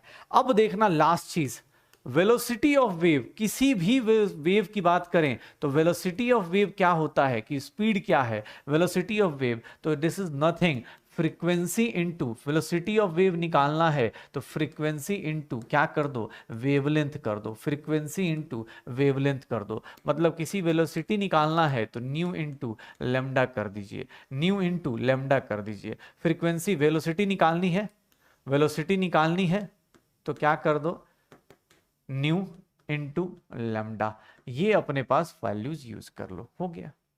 फिर वेलोसिटी किस में आएगी, इसका यूनिट क्या होगा, तो इसका यूनिट क्या हो जाएगा, मीटर पर सेकंड हो जाएगा, चाहे सेंटीमीटर पर सेकंड हो जाएगा, डिपेंड करेगा लैम्डा किस में, डिपेंड करना है लैम्डा किस में, ठीक है। तो ये चीजें ध्यान रखना, वेलोसिटी अपने भाई, वेलोसिटी, अब भाई एक बात बता, तू आगे चलेगा, जब तेरा वेव चलेगा तो ये वेव आगे भी तो जा रहा है, अब वेलोसिटी तो पता चलता है भाई, वेलोसिटी, स्पीड, डिस्टेंस, ये सब तो पढ़ा होगा, ये वेवलेंथ हो सकता है ना पढ़ो, वेलोसिटी, स्पीड पढ़ी है कि स्पीड भी नहीं पढ़ के आए हो, कि स्पीड क्या होती है, स्पीड क्या होती है भाई, जितने टाइम में, कितना टाइम में निकल रहा है आगे, यही होगा। तो ये देख ले अपने पास, velocity is nothing frequency into lambda. ये 5 चीजें याद रखना, कभी भी जिंदगी में कोई एक वेव आ जाए, कोई भी वेव आ जाए तो वेलोसिटी हो गई, फ्रीक्वेंसी हो गई, सर ये छोटी छोटी चीजें। एक लास्ट में, अब 11th क्लास में होते एक लास्ट चीज, एक होता है वेव नंबर। वेव नंबर क्या होता है, तो कुछ नहीं, वेव नंबर को क्या बोलते हैं हम लोग, वेव नंबर को ये देख लो अपने पास, रिप्रेजेंट कैसे करते हैं, ऐसे।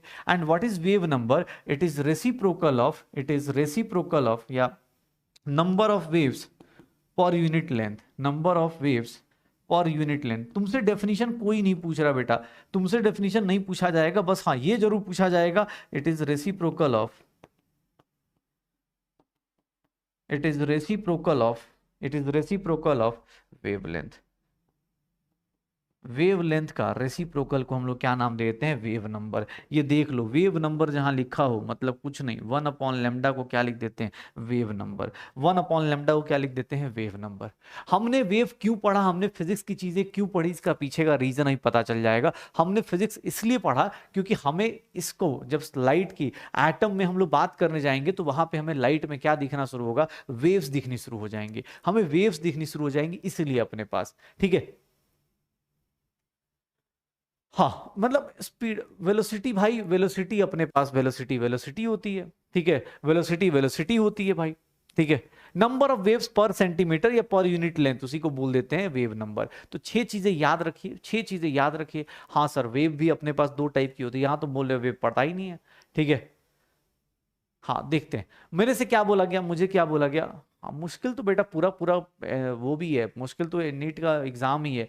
पढ़ना ये है कि आप पढ़ाई करना चाहते हो या नहीं करना, सिर्फ चैट सेक्शन देखोगे तो फिर गए तुम, ऐसे ही बर्बाद हो जाओगे, ठीक है।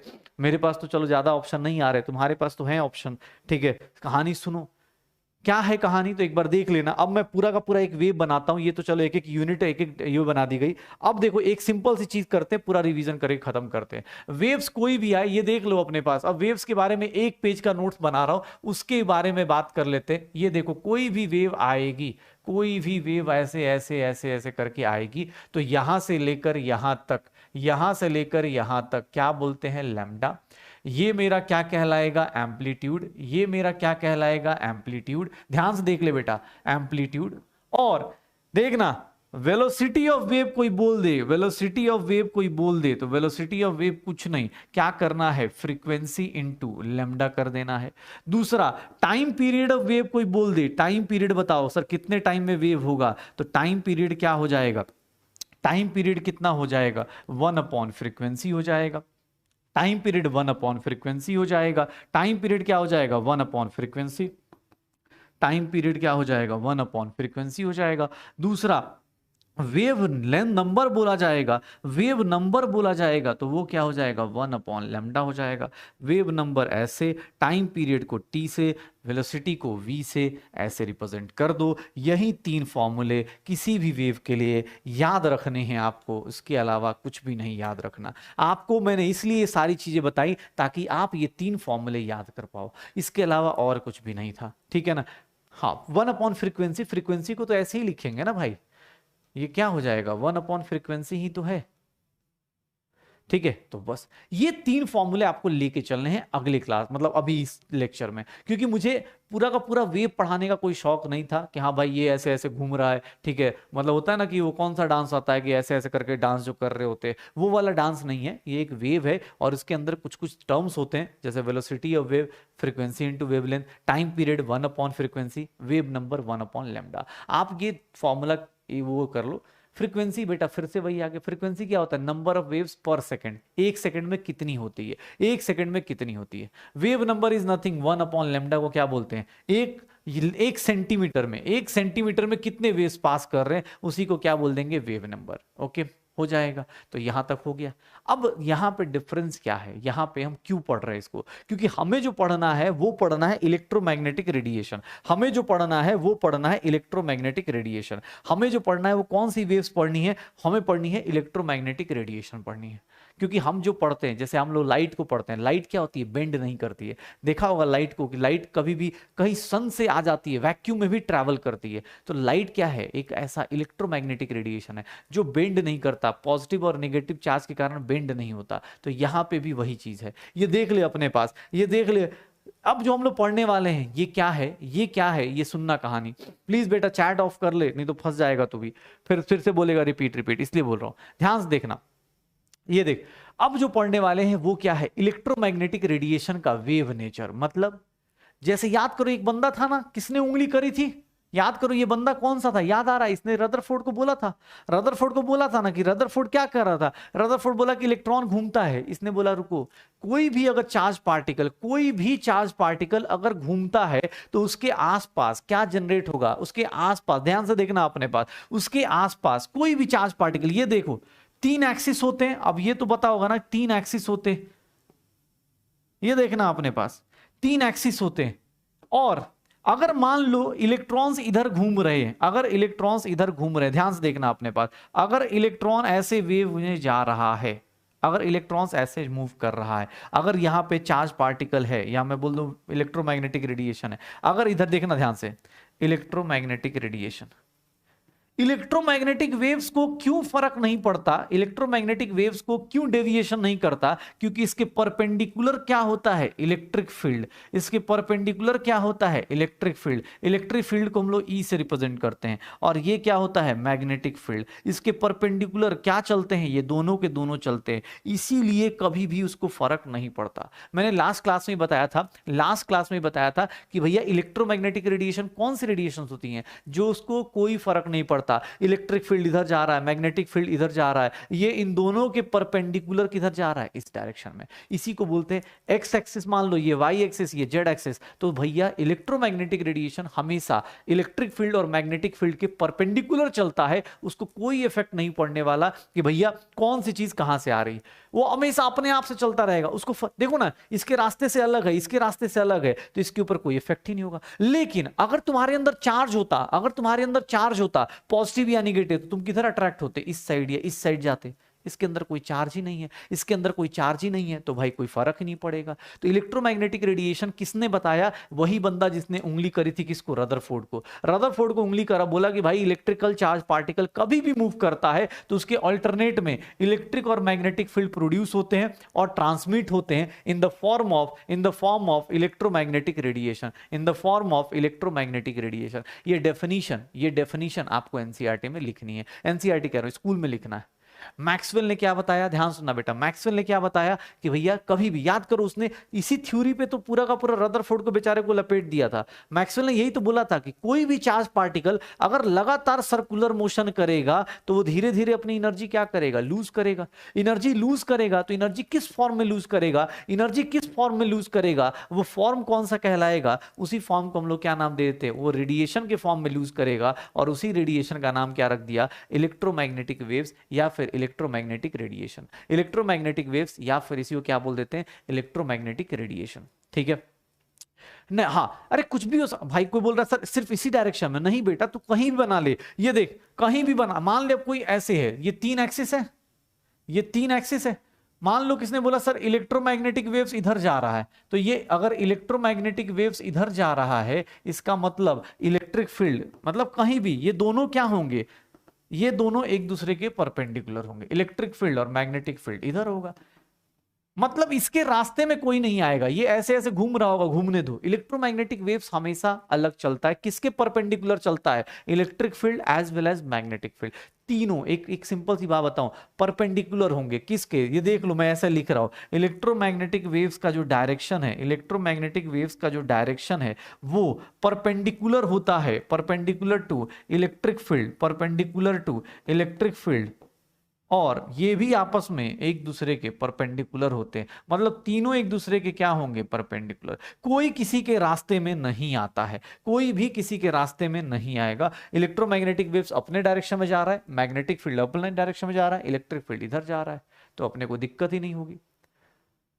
हाँ ऑब्वियस है भाई, कोई चार्ज पार्टिकल मूव करेगा तो उसके हिसाब से, अब देखो इलेक्ट्रॉन मूव करता है, सिंपल सोचो, अब अपोजिट सोचो, मान लो इलेक्ट्रॉन चलना शुरू कर दिया, इलेक्ट्रॉन चलेगा तो भाई उसकी चार्ज पार्टिकल है ना, इलेक्ट्रॉन याद करो, इलेक्ट्रॉन जहां मूव करता है उसके अपोजिट डायरेक्शन में क्या मूव करता है, करंट मूव करता है, इलेक्ट्रॉन जहां मूव करता है वही उसी के अपोजिट डायरेक्शन में क्या मूव करता है, करंट मूव करता है, तो वही चीज है। ठीक है, तो यहां पे भी वही सेम चीज कॉन्सेप्ट लगाना है कि इलेक्ट्रॉन अगर मान लो इधर मूव कर रहा है तो उसके अपोजिट डायरेक्शन में करंट होगा। बस ये ध्यान रखो भाई 11th के हिसाब से कि आप इलेक्ट्रिक फील्ड मैग्नेटिक फील्ड एक दूसरे के परपेंडिकुलर, ये इसके परपेंडिकुलर। ओके, तो ये मेरा इलेक्ट्रोमैग्नेटिक रेडिएशन है। इलेक्ट्रोमैग्नेटिक रेडिएशन किसको बोलते हैं, जब भी कोई चार्ज पार्टिकल मूव करेगा तो। लेकिन लेकिन लेकिन सुनना ध्यान से, एक चीज देखना, इलेक्ट्रोमैग्नेटिक रेडिएशन जो होती है, अब एक बात बताओ, सन से इलेक्ट्रोमैग्नेटिक रेडिएशन आती है, सन से जो इलेक्ट्रोमैग्नेटिक रेडिएशन आती है वो तुम्हें ही पता है, उन सब के अंदर क्या होता है, एनर्जी होता है ना। लाइट के अंदर क्या होता है, एनर्जी होती है शायद। अब तुम ये मत बोलना सनलाइट में एनर्जी नहीं मिलती सर, सनलाइट में जाओगे पूरा पूरा प्लांट्स उससे एनर्जी ले रहे, तो जितनी भी एनर्जी होती है वो सारी सारी रेडिएंट फॉर्म में एनर्जी कहां से आती है, इन द वेव्स। लाइट, सन से जो लाइट आ रही है वो कैसे एनर्जी दे रहा है? ऑब्वियसली वेव्स के फॉर्म में दे रहा है ना, इलेक्ट्रोमैग्नेटिक वेव्स के फॉर्म में दे रहा है। दूसरी चीज, ये वेव्स जो होती है travel in speed with same speed as light. Electromagnetic radiation का जो वेलोसिटी होता है, इलेक्ट्रोमैग्नेटिक रेडिएशन की जो वेलोसिटी होती है वो किसके स्पीड के इक्वल होती है? लाइट के स्पीड के इक्वल होती है।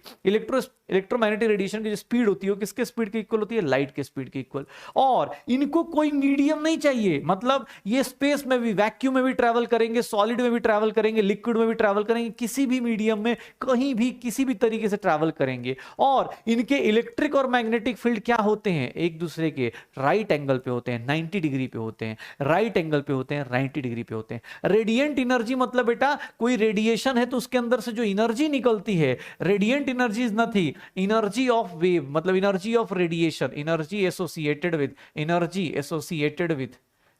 Associated with radiation. कोई भी रेडिएशन है बेटा आपके पास, कोई भी, इवन आपके जो होता है ना मोबाइल से भी जो रेडिएशंस निकल रही हैं उसकी भी अपनी एनर्जी होती है, तभी तो आपको थकान होती है।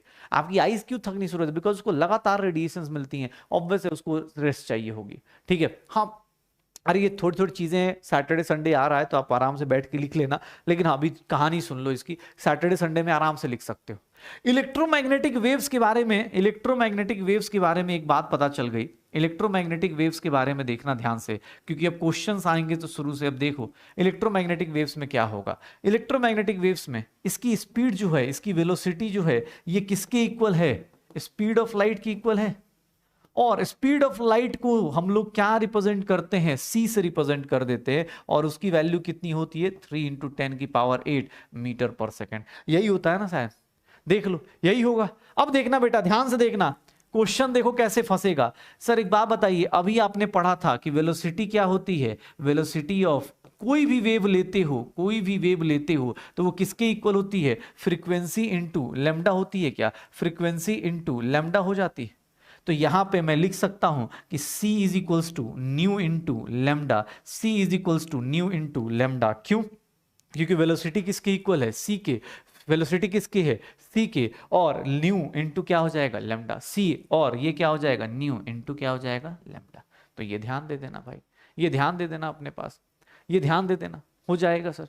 तो आपको क्या करना है, इलेक्ट्रोमैग्नेटिक वेव्स के बारे में बस एक चीज पता चल गई कि भाई उसकी स्पीड जो होती है फ्रीक्वेंसी इंटू लैम्डा होती है। फ्रीक्वेंसी इंटू क्या हो जाती है? लैम्डा हो जाती है। ठीक है। अरे तो चैट तुम बंद कर लो ना यार, तुम क्यों उसके पीछे पड़े हो? वो अपना छोड़ दो उसको, वो आया इसी के लिए है। ठीक है, हाँ। देख भाई सीधी सी बात है, सीधी सी बात है, जो पढ़ेगा उसको समझ में आएगा, जो नहीं पढ़ेगा उसके लिए तो भैया अब सिंपल। अब यार ये अब वो बोले ये कहां से आ गया? अब भाई भी तो बताया ऊपर वेलोसिटी किसके इक्वल होगा? स्पीड ऑफ लाइट के। ठीक है, हाँ। वेलोसिटी को c क्यों लिख रहे हैं? बिकॉज स्पीड ऑफ लाइट को साइंटिफिकली हम लोग हमेशा क्या करते हैं, बार बार ना लिख के हम लोग क्या करते हैं, c लिख देते हैं बस, और कुछ नहीं। वेलोसिटी ऑफ लाइट को ही हम लोग क्या लिख देते हैं? c लिख देते हैं। क्योंकि हर एक बार कौन लिखेगा स्पीड ऑफ लाइट? इतना लंबा कौन लिखेगा? तो उसको रिप्रेजेंट, एक बात बता, ये फ्रीक्वेंसी कौन लिखेगा हमेशा? लैम्डा कौन लिखेगा हमेशा? कौन इतना मेहनत करेगा? तो इसीलिए साइंस में क्या किया जाता है? साइंस में शॉर्टकट्स यूज किए जाते हैं, साइंस में शॉर्टकट्स यूज किए जाते हैं। और यहां पे देखना कितनी इंटरेस्टिंग सी बात आने वाली है, कितनी इंटरेस्टिंग सी बात आने वाली है, ये देख लेना कितनी इंटरेस्टिंग सी बात आने वाली है। c is equals to nu into lambda, c is equals to nu into lambda. ठीक है, ये देखना जितनी दुनिया में जितनी भी रेडिएशन आ रही, जितनी भी, तुम सबने एफएम सुना है? एफएम सुना है? एफएम रेडियो होता है एक, एफएम रेडियो सुना है? एफएम रेडियो सुना है? हम लोगों ने सुना होगा ना कि एफएम रेडियो होता है। अगर एफएम रेडियो में सुना होगा कि एक एफएम होता है और एक एएम होता है, एक एफएम होता है और एक क्या होता है? एएम होता है। एक एफएम होता है और एक क्या होता है? एएम होता है। एफएम दो टाइप के होते हैं, एक होता है कि जो शहर के अंदर चलता है, एक जो शहर के अंदर चलता है, जो शहर में होगा, पार्टिकुलर पटना का पटना में होगा, दिल्ली का दिल्ली में होगा, पुणे का पुणे में होगा, मुंबई का मुंबई में होगा, वो पार्टिकुलर शहर का होगा। एक होता है एएम। एएम मतलब जो पहले मूवीज में दिखाते थे कि भैया लंदन की जो रेडियो चलती थी ना वो इंडिया में पहुंच जाती थी, उसकी फ्रीक्वेंसी। एक होता है कि जैसे पाकिस्तान की फ्रीक्वेंसी यहाँ मैच कर रही है, लंदन से अमेरिका से चैनल यहाँ पे आ रहे हैं। दो टाइप के होते हैं। एफएम सबने सुना होगा, बहुत सारे लोगों को पता भी होगा, कुछ लोग उसके फैन भी होते हैं। जैसे मान लो कोई भी है, एफएम का एक स्टेशन ले लेते हैं, एफएम का एक रेडियो स्टेशन ले लेते हैं, एक रेडियो स्टेशन ले लेते हैं, और रेडियो स्टेशन कौन सा ले लेते हैं हम लोग? ले लेते हैं कौन सा? मान लो 100 मेगाहर्ट्ज का एक रेडियो फ्रिक्वेंसी ले लेते हैं। एक एक देख लो अपने पास, सब लोग समझदार हैं। रेडियो स्टेशन की फ्रीक्वेंसी अपने पास कभी भी देखोगे तो वो ऐड करते हैं कि भैया हमारी फ्रीक्वेंसी कितनी है, 93.5 ऐसे करके लिख रहे होते हैं ना, कि बउआ आ रहा है, रेडियो मिर्ची ऐसे चल रहा होता है, कुछ ऐसा सुना होगा कि भाई रेडियो मिर्ची हो रहा है, बउआ के बारे में बात किया जाता है, ये सब 98.3। मैं वो पार्टिकुलर चैनल की बात नहीं कर रहा हूं, मैंने ऐसे ही ले लिया। किसी भी रेडियो स्टेशन को देखोगे तो उसकी एक फ्रीक्वेंसी दी जाती है। उसकी फ्रीक्वेंसी क्यों दी जाती है? कोई सोचो ना, वो जो एफएम जितने लोग सुनते हैं वो सिर्फ अपने शहर में सुन सकते हैं, बाहर के शहर में जाओगे नहीं चलेगा। क्यों नहीं चलेगा? क्योंकि देखो इसकी फ्रीक्वेंसी कितनी है, मेगा हर्ट्ज। मेगा हर्ट्ज का मतलब क्या हो गया भाई? मेगा हर्ट्ज मतलब 100। मेगा मतलब क्या होगा? एम मतलब याद करो, ये क्या होता था? मेगा होता था। मेगा को हम लोग लिखते थे, और मेगा का मतलब होता है 10 की पावर 6। मेगा का मतलब क्या होता है? 10 की पावर 6। और ये कितना हो जाएगा? 10 की पावर 6 हर्ट्ज हो जाएगा। मतलब फ्रीक्वेंसी की बात करें तो कितना हो गया? 10 की पावर 8 हर्ट्ज हो गया। यही हो गया साहब। उस रेडियो चैनल की फ्रीक्वेंसी कितनी हो गई? 10 की पावर 8 हर्ट्ज। किसने बोला सर वेवलेंथ बताओ, उस फ्रीक्वेंसी वेवलेंथ बताओ इस रेडियो स्टेशन का, वेवलेंथ क्या होगा? सर वेवलेंथ का फॉर्मूला कहां से आएगा? अभी आपको जस्ट बताया गया है। कोई भी रेडिएशन हो जो आपकी लाइफ में आती है, उसके हिसाब से वेवलेंथ क्या हो जाएगा? C/ν हो सकता है। फॉर इलेक्ट्रोमैग्नेटिक रेडिएशन, जो भी आपके मोबाइल के रेडिएशंस हैं, उन सब के लिए ये फॉर्मूला लगा सकते हैं। आप देख लीजिए स्पीड ऑफ लाइट कितना होता है, और इसकी फ्रीक्वेंसी कितनी है इस स्टेशन की? 10 की पावर 8 है। ये कैंसिल आउट हो गया, ये कितना आ जाएगा? 3 मीटर आ जाएगा। देख लो इसका वेवलेंथ कितना आया? 3 मीटर का। इसका वेवलेंथ क्या आया? 3 मीटर का। तो रेडियो स्टेशन का वेवलेंथ देख रहे हो, मतलब इसका एक वेव जो जनरेट होगा वो कितने जनरेट होगा? 3 मीटर का जनरेट होगा। मतलब छोटा सा वेव होगा, इतना छोटा सा वेव होगा, 3 मीटर का वेव जनरेट होगा। इसीलिए ये वेव जो होता है ये शहर के अंदर रह जाता है। जितने भी एफएम वाले लोग होते हैं वो शहर के अंदर ही रह जाते हैं। ठीक है, 3 मीटर का वेव जनरेट होगा, मतलब शहर के अंदर ही ये वेव क्या हो जाएगा? खत्म हो जाएगा। शहर के अंदर ये बात खत्म हो जाएगी। ठीक है, शहर में ही रहेगा, शहर में ही खत्म हो जाएगा। तो एफएम में क्या होता है? फ्रीक्वेंसी मेगा में होती है, मेगा हर्ट्ज। अब मेगा नहीं पता तो बेटा वो तो भाई कोई दिक्कत ही नहीं। मेगा नहीं पता तो फिर तो बेटा आप सही चल रहे हो। मेगा फर्स्ट चैप्टर में कराया गया था, pico, nano, mega, kilo, hecto सब कुछ बताया गया था। लेकिन हाँ, गलती हमारी है बेटा, हमने आपको बताया था, नहीं बताना चाहिए था। चलो, तो एफएम रेडियो स्टेशन की फ्रीक्वेंसी क्या है? 100 मेगाहर्ट्ज।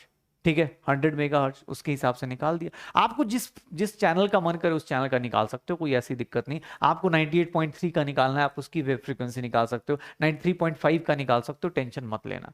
लेकिन हाँ, दूसरा चैनल भी आता है, एक दूसरा चैनल भी आता है जो दूर का होता है। जैसे मान लो ऐसा दिया हुआ है कि सर एएम होता है, एक चैनल होता है जो आप मोबाइल में देखोगे एएम होता है, उसके रेडियो स्टेशन की फ्रीक्वेंसी जो होगी, रेडियो स्टेशन की जो फ्रीक्वेंसी होगी, एएम वाली रेडियो स्टेशन की फ्रीक्वेंसी, इसकी फ्रीक्वेंसी जब देखोगे ना, आप जाके ऑब्जर्व करना, इसकी फ्रीक्वेंसी जब दी जाती है तो मान लो ऐसे दी जाएगी 600 किलो हर्ट्ज। मतलब किलो हर्ट्ज लिखा जाएगा, इसको लिखा जाता है ऐसे, किलो हर्ट्ज।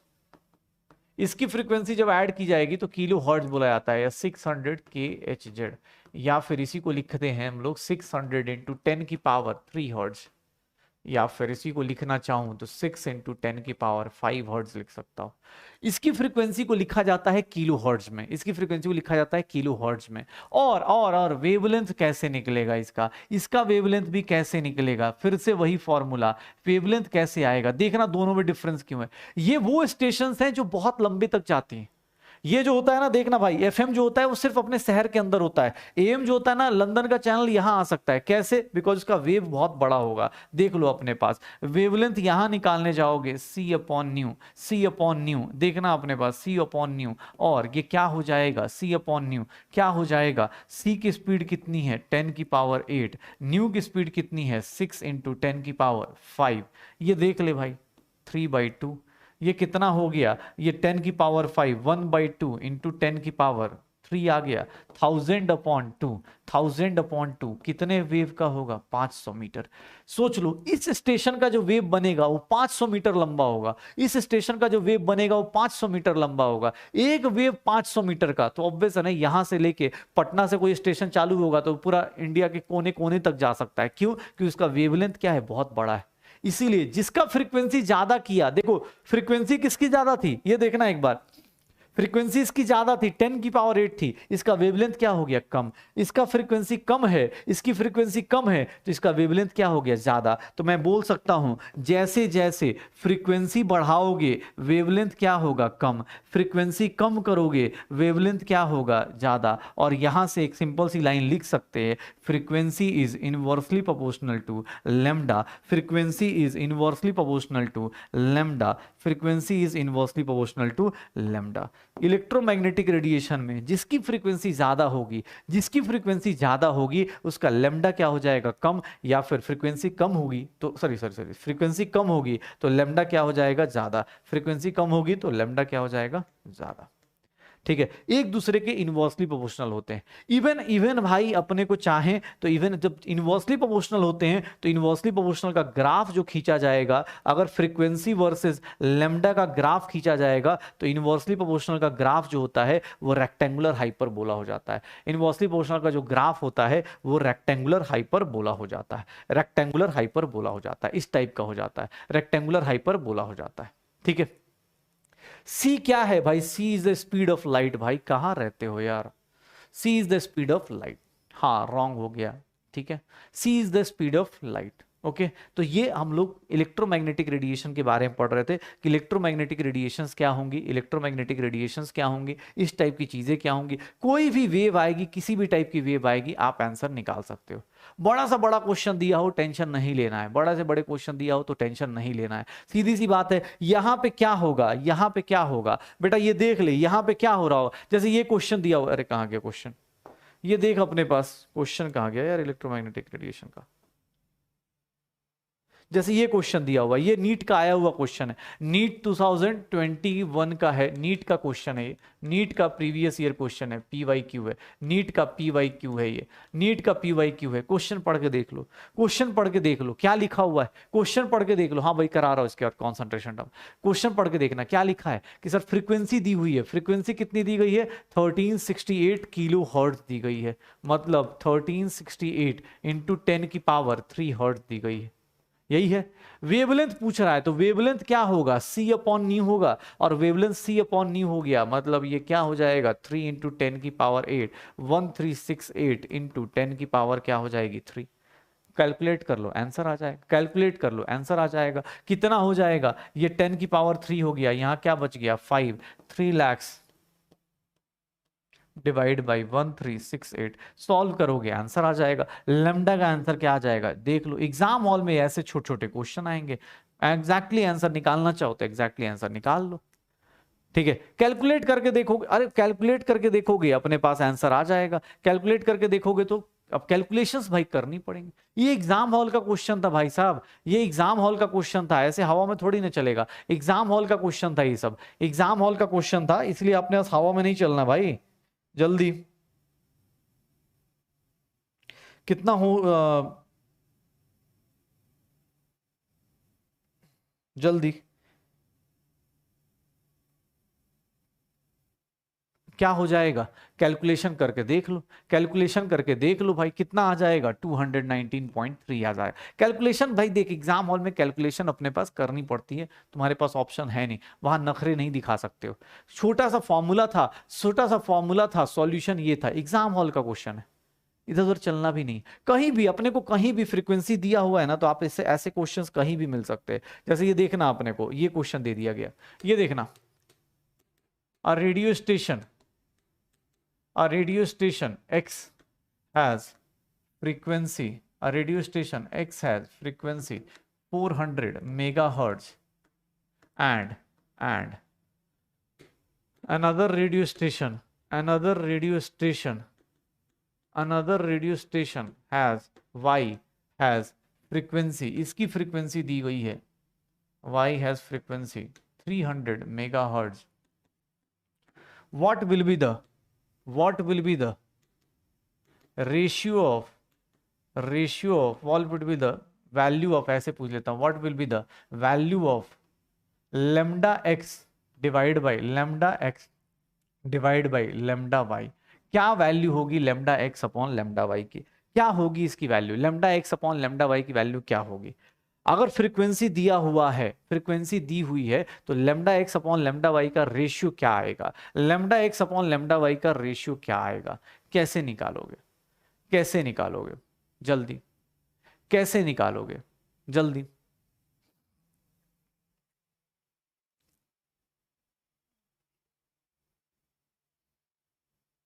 कितना आ जाएगा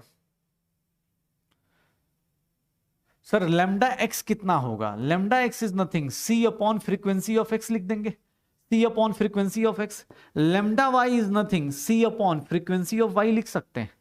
अगर इन दोनों का रेशियो ले लूंगा, दोनों का रेशियो ले लूंगा, तो भाई एक बात बताओ, C upon nu X divide by C upon nu Y. एक बात बताओ, तुम सब लोग समझदार हो, सी और C cancel, nu Y upon nu X, यही होगा शायद। और न्यू ऑफ वाई कितना है 300, और इसकी वैल्यू कितनी है 400, कैंसल आउट हो जाएगा, आंसर क्या आ जाएगा 3/4 आ जाएगा। Lambda x upon lambda Y की वैल्यू कितनी आ गई, lambda x upon lambda Y की वैल्यू कितनी आ गई, ये देख लो, lambda x upon lambda Y की वैल्यू कितनी आ गई 3/4। 4/3 नहीं आएगी, अपोजिट चलेगा ना, जिसका फ्रीक्वेंसी ज्यादा, जिसकी फ्रीक्वेंसी ज्यादा उसका वेवलेंथ क्या हो जाएगा कम, और जिसका फ्रीक्वेंसी कम उसका वेवलेंथ क्या हो जाएगा ज्यादा। देख लो इसकी वैल्यू कितनी आ रही है 3 और उसकी वैल्यू कितनी आ रही है 4, हो जाएगा। तो ऐसे छोटे छोटे क्वेश्चंस कर लेना, पक्का। अब चलो भाई, आज एक काम करते हैं, प्लैंक्स क्वांटम थ्योरी नहीं करेंगे, आज एक काम करते हैं, प्लैंक्स क्वांटम थ्योरी नहीं करने वाले।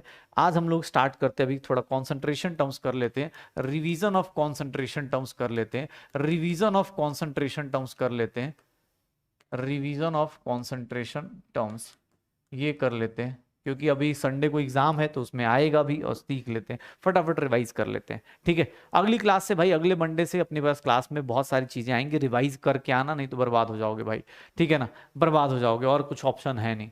देख लो भाई, पहली चीज जो हमने पढ़ी थी, वहां पे 3 चीजें हमने पढ़ी थी। सबसे पहले W/W, दूसरा हमने पढ़ा था V/V, तीसरा हमने पढ़ा था W/V, और चौथा हमने पढ़ा था V/W। ये हमने 4 टर्म्स पढ़े थे, और हमने इसके चारों के मीनिंग लिख लिए थे, इसके अलावा कुछ जरूरत थी नहीं। परसेंटेज निकालना सबसे आसान काम होता है, सबसे आसान काम होता था, तो इसके अलावा मुझे जरूरत है नहीं। फिर हमने पढ़ा था कि सर मास का फ्रैक्शन क्या होता है, मास का फ्रैक्शन क्या होता है। फिर हमने पढ़ा था वॉल्यूम का फ्रैक्शन क्या होता है, वॉल्यूम का फ्रैक्शन। यहां तक कोई टेंशन हमें नहीं थी, जो हमें दिक्कत आई वो हम लोग वहां से डिस्कशन शुरू करेंगे। मोल फ्रैक्शन तक कोई दिक्कत नहीं आती थी, हमने इनका मजाक उड़ाते हुए पढ़ लिया था कि मास फ्रैक्शन क्या होता है, वॉल्यूम फ्रैक्शन क्या होता है, ये फ्रैक्शन क्या होता है। फिर हम लोगों ने स्टार्ट किया था यहां से, ध्यान से देखना। अब एक होता है स्ट्रेंथ, स्ट्रेंथ क्या होता है, एस से रिप्रेजेंट करते हैं, ध्यान से देखना। स्ट्रेंथ क्या होता है, given mass of solute, given mass of solute divided by, given mass of solute divided by, sir ये ग्राम में लेंगे, डिवाइडेड बाय वॉल्यूम ऑफ, क्या लिखते थे हम लोग, सॉल्यूशन। ध्यान से देख ले बेटा, इसको क्या लिखते थे, वॉल्यूम ऑफ सॉल्यूशन। तो ये जो टर्म आया स्ट्रेंथ, यहां से अब देखना ध्यान से, स्ट्रेंथ ऑफ सॉल्यूशन क्या होता है कि सर कितना मास ऑफ सॉल्यूट, कितना मास ऑफ सॉल्यूट किसमें प्रेजेंट है, वॉल्यूम ऑफ सॉल्यूशन में। 1 लीटर सॉल्यूशन में कितना मास ऑफ सॉल्यूशन है, कितना मास ऑफ प्रेजेंट है, वो अपने पास क्या बोला जाएगा, स्ट्रेंथ। इसकी यूनिट की बात की जाए तो इसका यूनिट क्या होता है, ग्राम पर लीटर होता है। इसका यूनिट क्या होता है, ग्राम पर लीटर होता है। यूनिट क्या होता है, ग्राम पर लीटर हो जाता है। तो ये यूनिट हो गया। Strength is nothing, strength is nothing, mass of solute present पर वॉल्यूम ऑफ सॉल्यूशन, ठीक है। अब देखना 9th में, देखो हम लोगों ने पढ़ा था एक मोलरिटी होती है। बेटा देख, अब सिंपल सिंपल चीजें रिलेट करने की कोशिश कर, सारे फॉर्मूलाज एक जगह रिवाइज करा रहा हूं बस। अब ये सब चीजें बेटा नहीं पढ़ाऊंगा मैं, ऑलरेडी ये सब चीजें हम बात कर चुके हैं और क्लास में करा दिया था, उसकी जरूरत नहीं पड़ेगी। मोलरिटी की बात करूं तो मोलरिटी कुछ नहीं, number of moles of solute होता है divide by volume of solution होता है, वॉल्यूम ऑफ सॉल्यूशन होता है। इसकी वैल्यू मोल्स में ली जाती है, इसकी वैल्यू लीटर्स में ली जाती है। तो ये मेरा मोलरिटी का फॉर्मूला आ जाएगा। इसको थोड़ा सा और बड़ा करना चाहें तो, इसी को थोड़ा सा और बड़ा करना चाहें, इसको थोड़ा और बड़ा करना चाहें तो देख लो अपने पास, ये देखना अपने को, 1-2 चीजें और ऐड कर देता हूं इसमें, ये देख लो क्या आएगा। तो इसमें 1-2 फॉर्मूला और ऐड हो सकते हैं। वो क्या था, तो sir given mass of solute, given mass of solute divide by molar mass of solute into 1000 upon volume of solution, और वॉल्यूम ऑफ सॉल्यूशन किस में लेंगे, ml में लेंगे, वॉल्यूम ऑफ सॉल्यूशन किस में लेंगे, ml में लेंगे।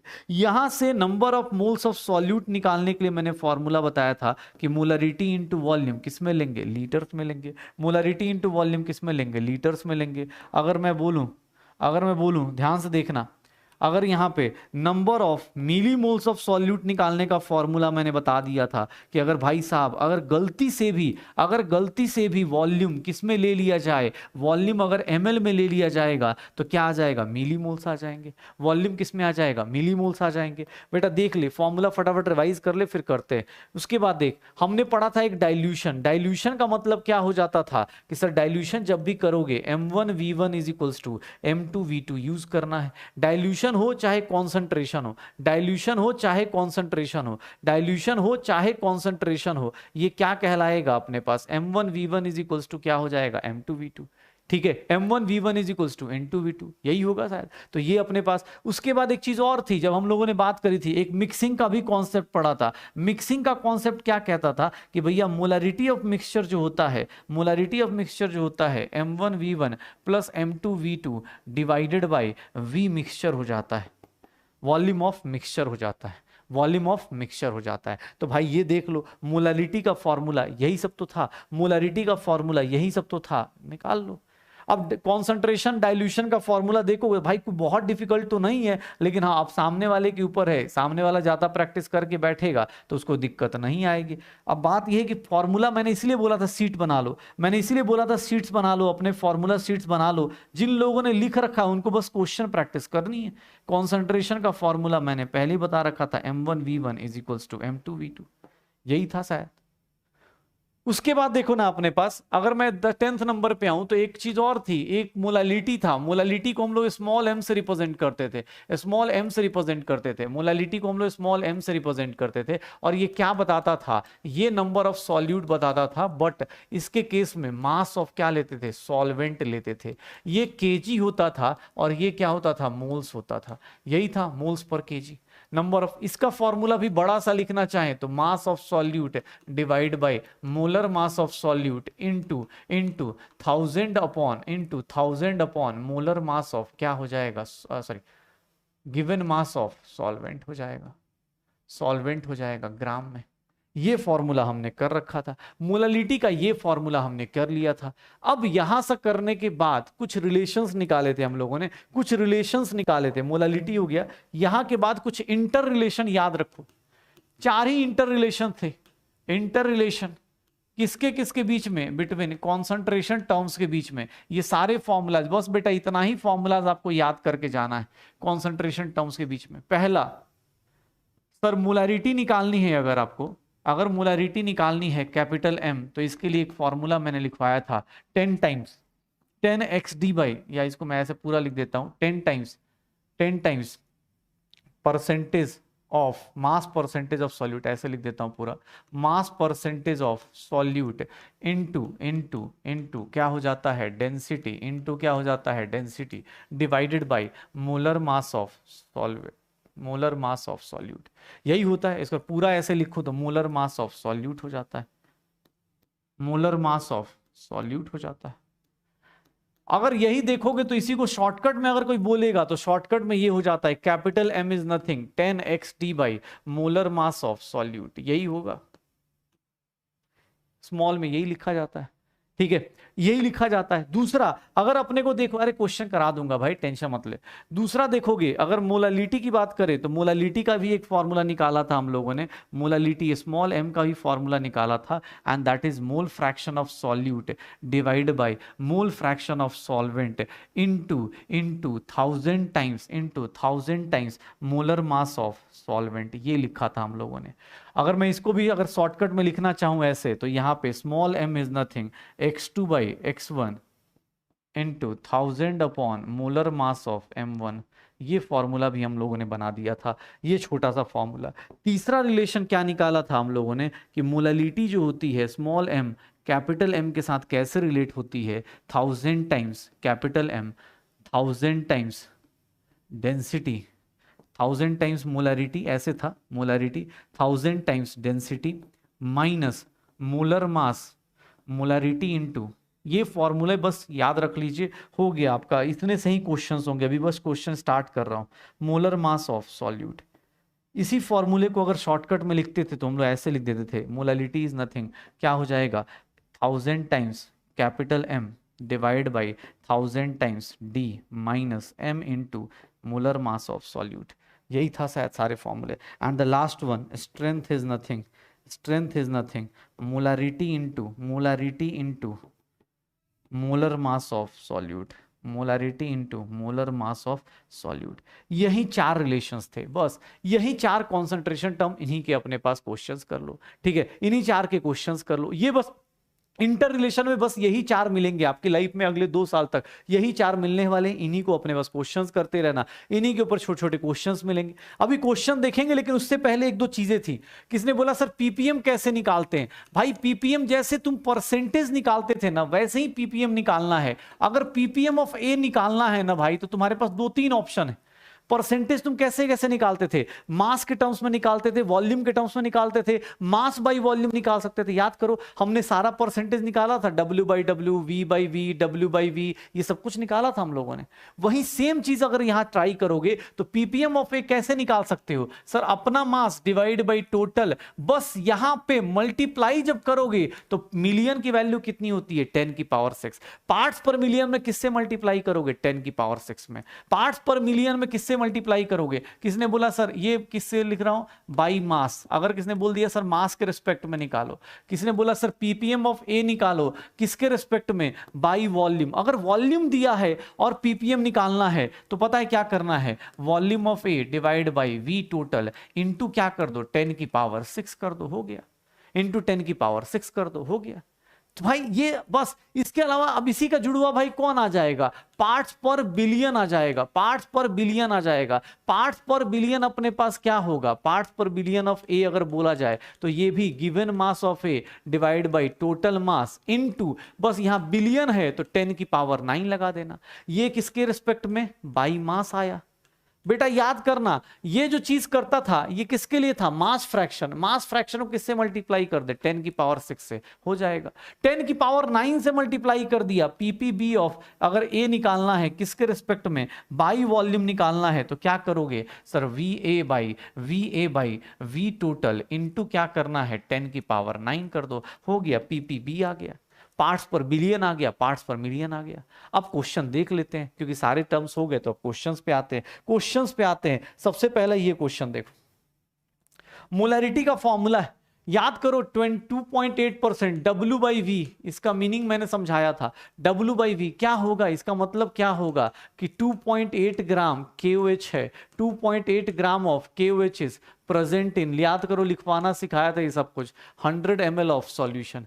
ये हमने क्वेश्चंस इस टाइप की लाइंस हमने लिखी थी, 100 ml ऑफ सॉल्यूशन। यही होगा शायद, यही होगा, यही होगा। अब देखना अपने पास मोलैरिटी निकालनी है, तो मोलैरिटी का मतलब क्या होता था? मोलैरिटी कैसे आती थी? मोलैरिटी का फॉर्मूला क्या होता था? Given mass of solute divide by molar mass of solute into formula अगर पता है तो फास्ट फास्ट लिख के खत्म कर दो, फास्ट फास्ट लिख के खत्म कर दो। वॉल्यूम ऑफ सॉल्यूशन, और यहाँ पे वॉल्यूम ऑफ सॉल्यूशन किस में डालना है? ml में, हो गया। पुट करो, आंसर निकालो, सारा कुछ दिया हुआ है। सॉल्यूट का मास कितना है? सॉल्यूट का मास कितना हो गया? 2.8। KOH का मोलर मास कितना है? KOH का मोलर मास कैसे निकालोगे बेटा? पुट करो, फॉर्मूले में सब कुछ दिया है। पोटेशियम का मास कितना दिया है? 39। हाइड्रोजन का कितना होता है? 16। ये कितना हो जाएगा?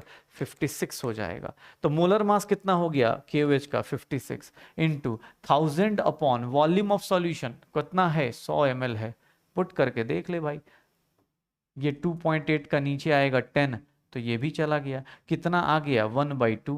1/2 की वैल्यू कितनी होती है? 0.5 m होती है। 1/2 की वैल्यू कितनी हो जाती है? 0.5 m हो जाती है।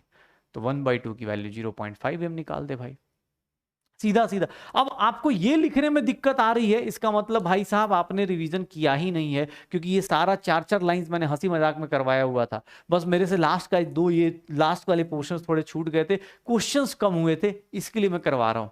मेरे से कुछ चीजें छूटी हुई तो इसलिए मैं क्वेश्चंस करवा ले रहा हूं। बाकी ये सब मैंने लिखवाना सिखाया था, 4-4 लाइन्स लिखवाई थी मैंने, बहुत सारे हार्ड कॉन्सेप्ट बताए थे उस टाइम पे, ठीक है ना। चलो अब देखना आपने 100 ml कहां से आया, 100 ml भाई 100 ml परसेंटेज से आता है, ठीक है।